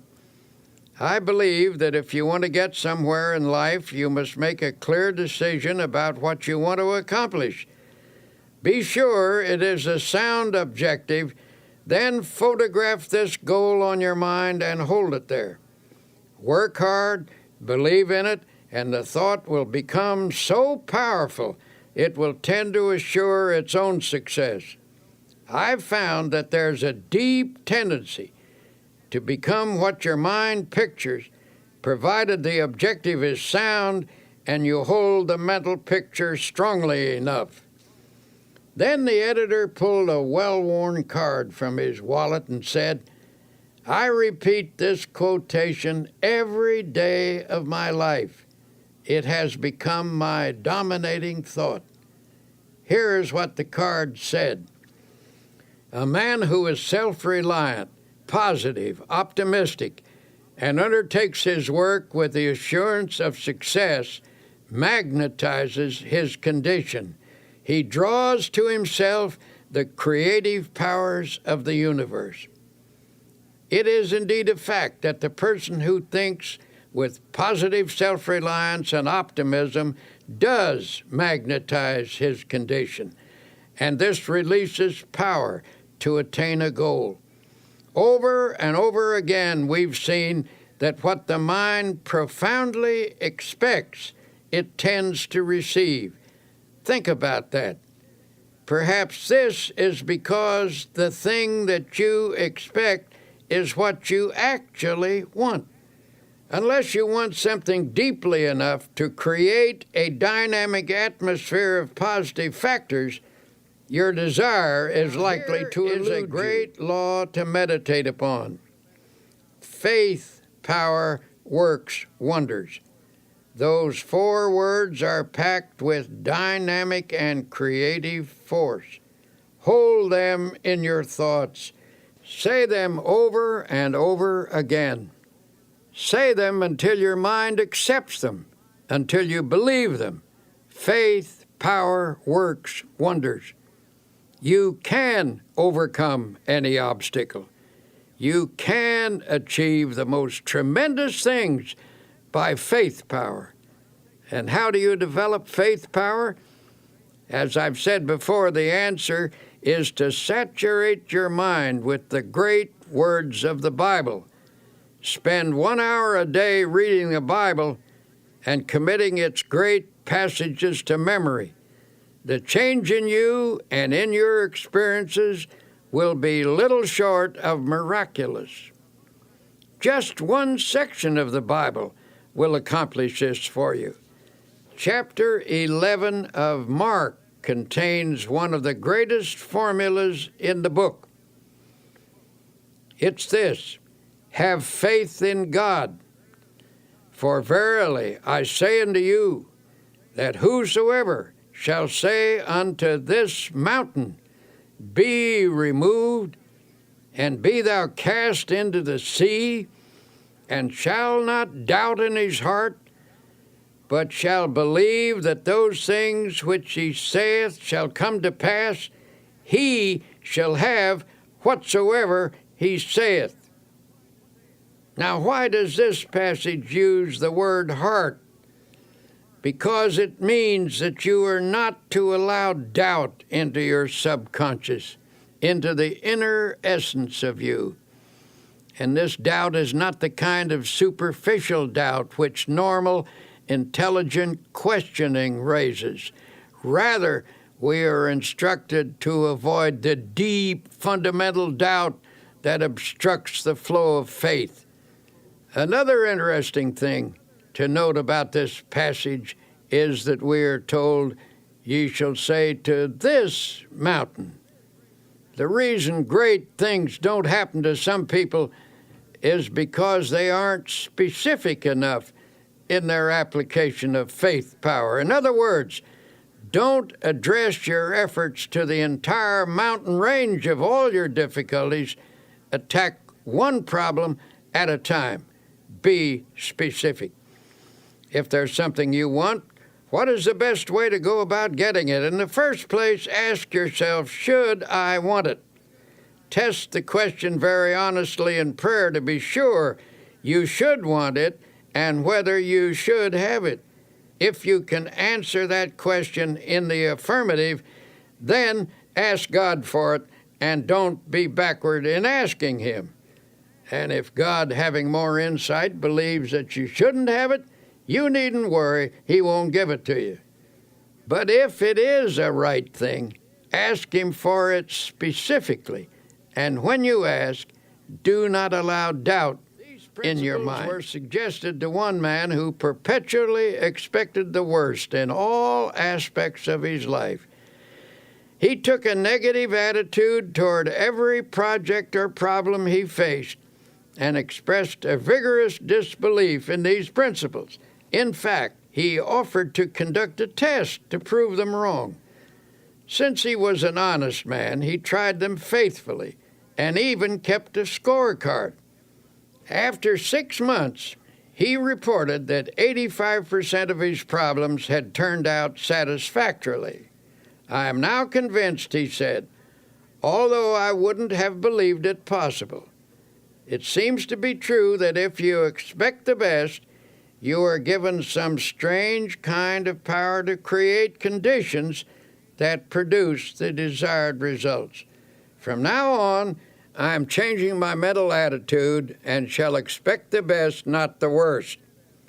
My test indicates that this is not a theory, but a realistic way to meet life's situations." May I say that I am very interested in you. So every day as you confront the problems of life, I suggest that you affirm as follows: I believe that God gives me power to attain what I really want. Never mention the worst. Never think of it. Drop it out of your consciousness.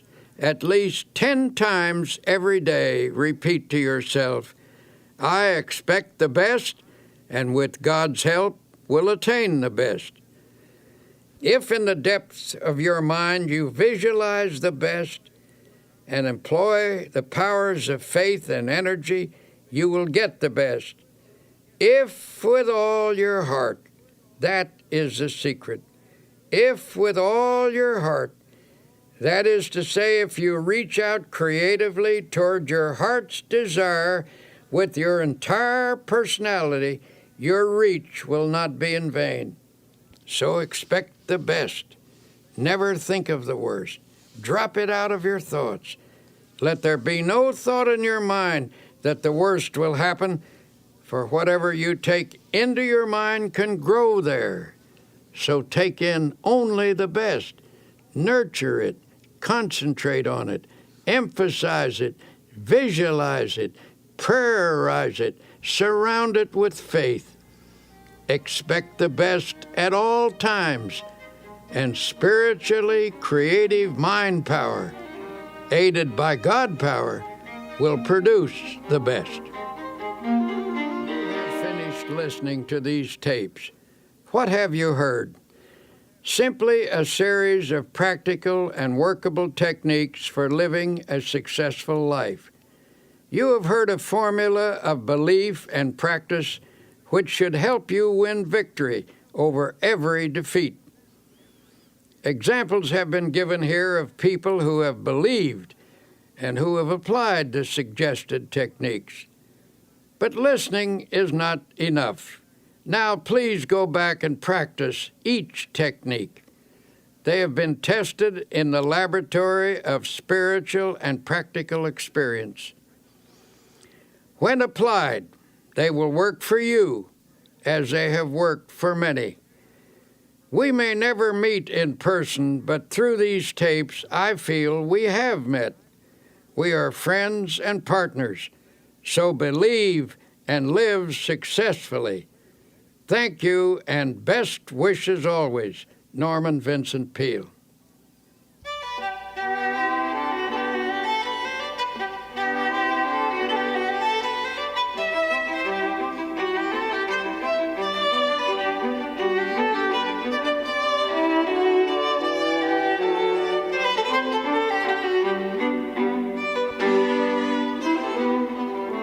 You've been listening to Dr. Norman Vincent Peale. This has been a Simon & Schuster audio presentation. Recording engineer Ed Valentine, mixing engineer Gary Fink, writer Mary Bruton, executive producer Peg Combe. I'm Connie Goldman.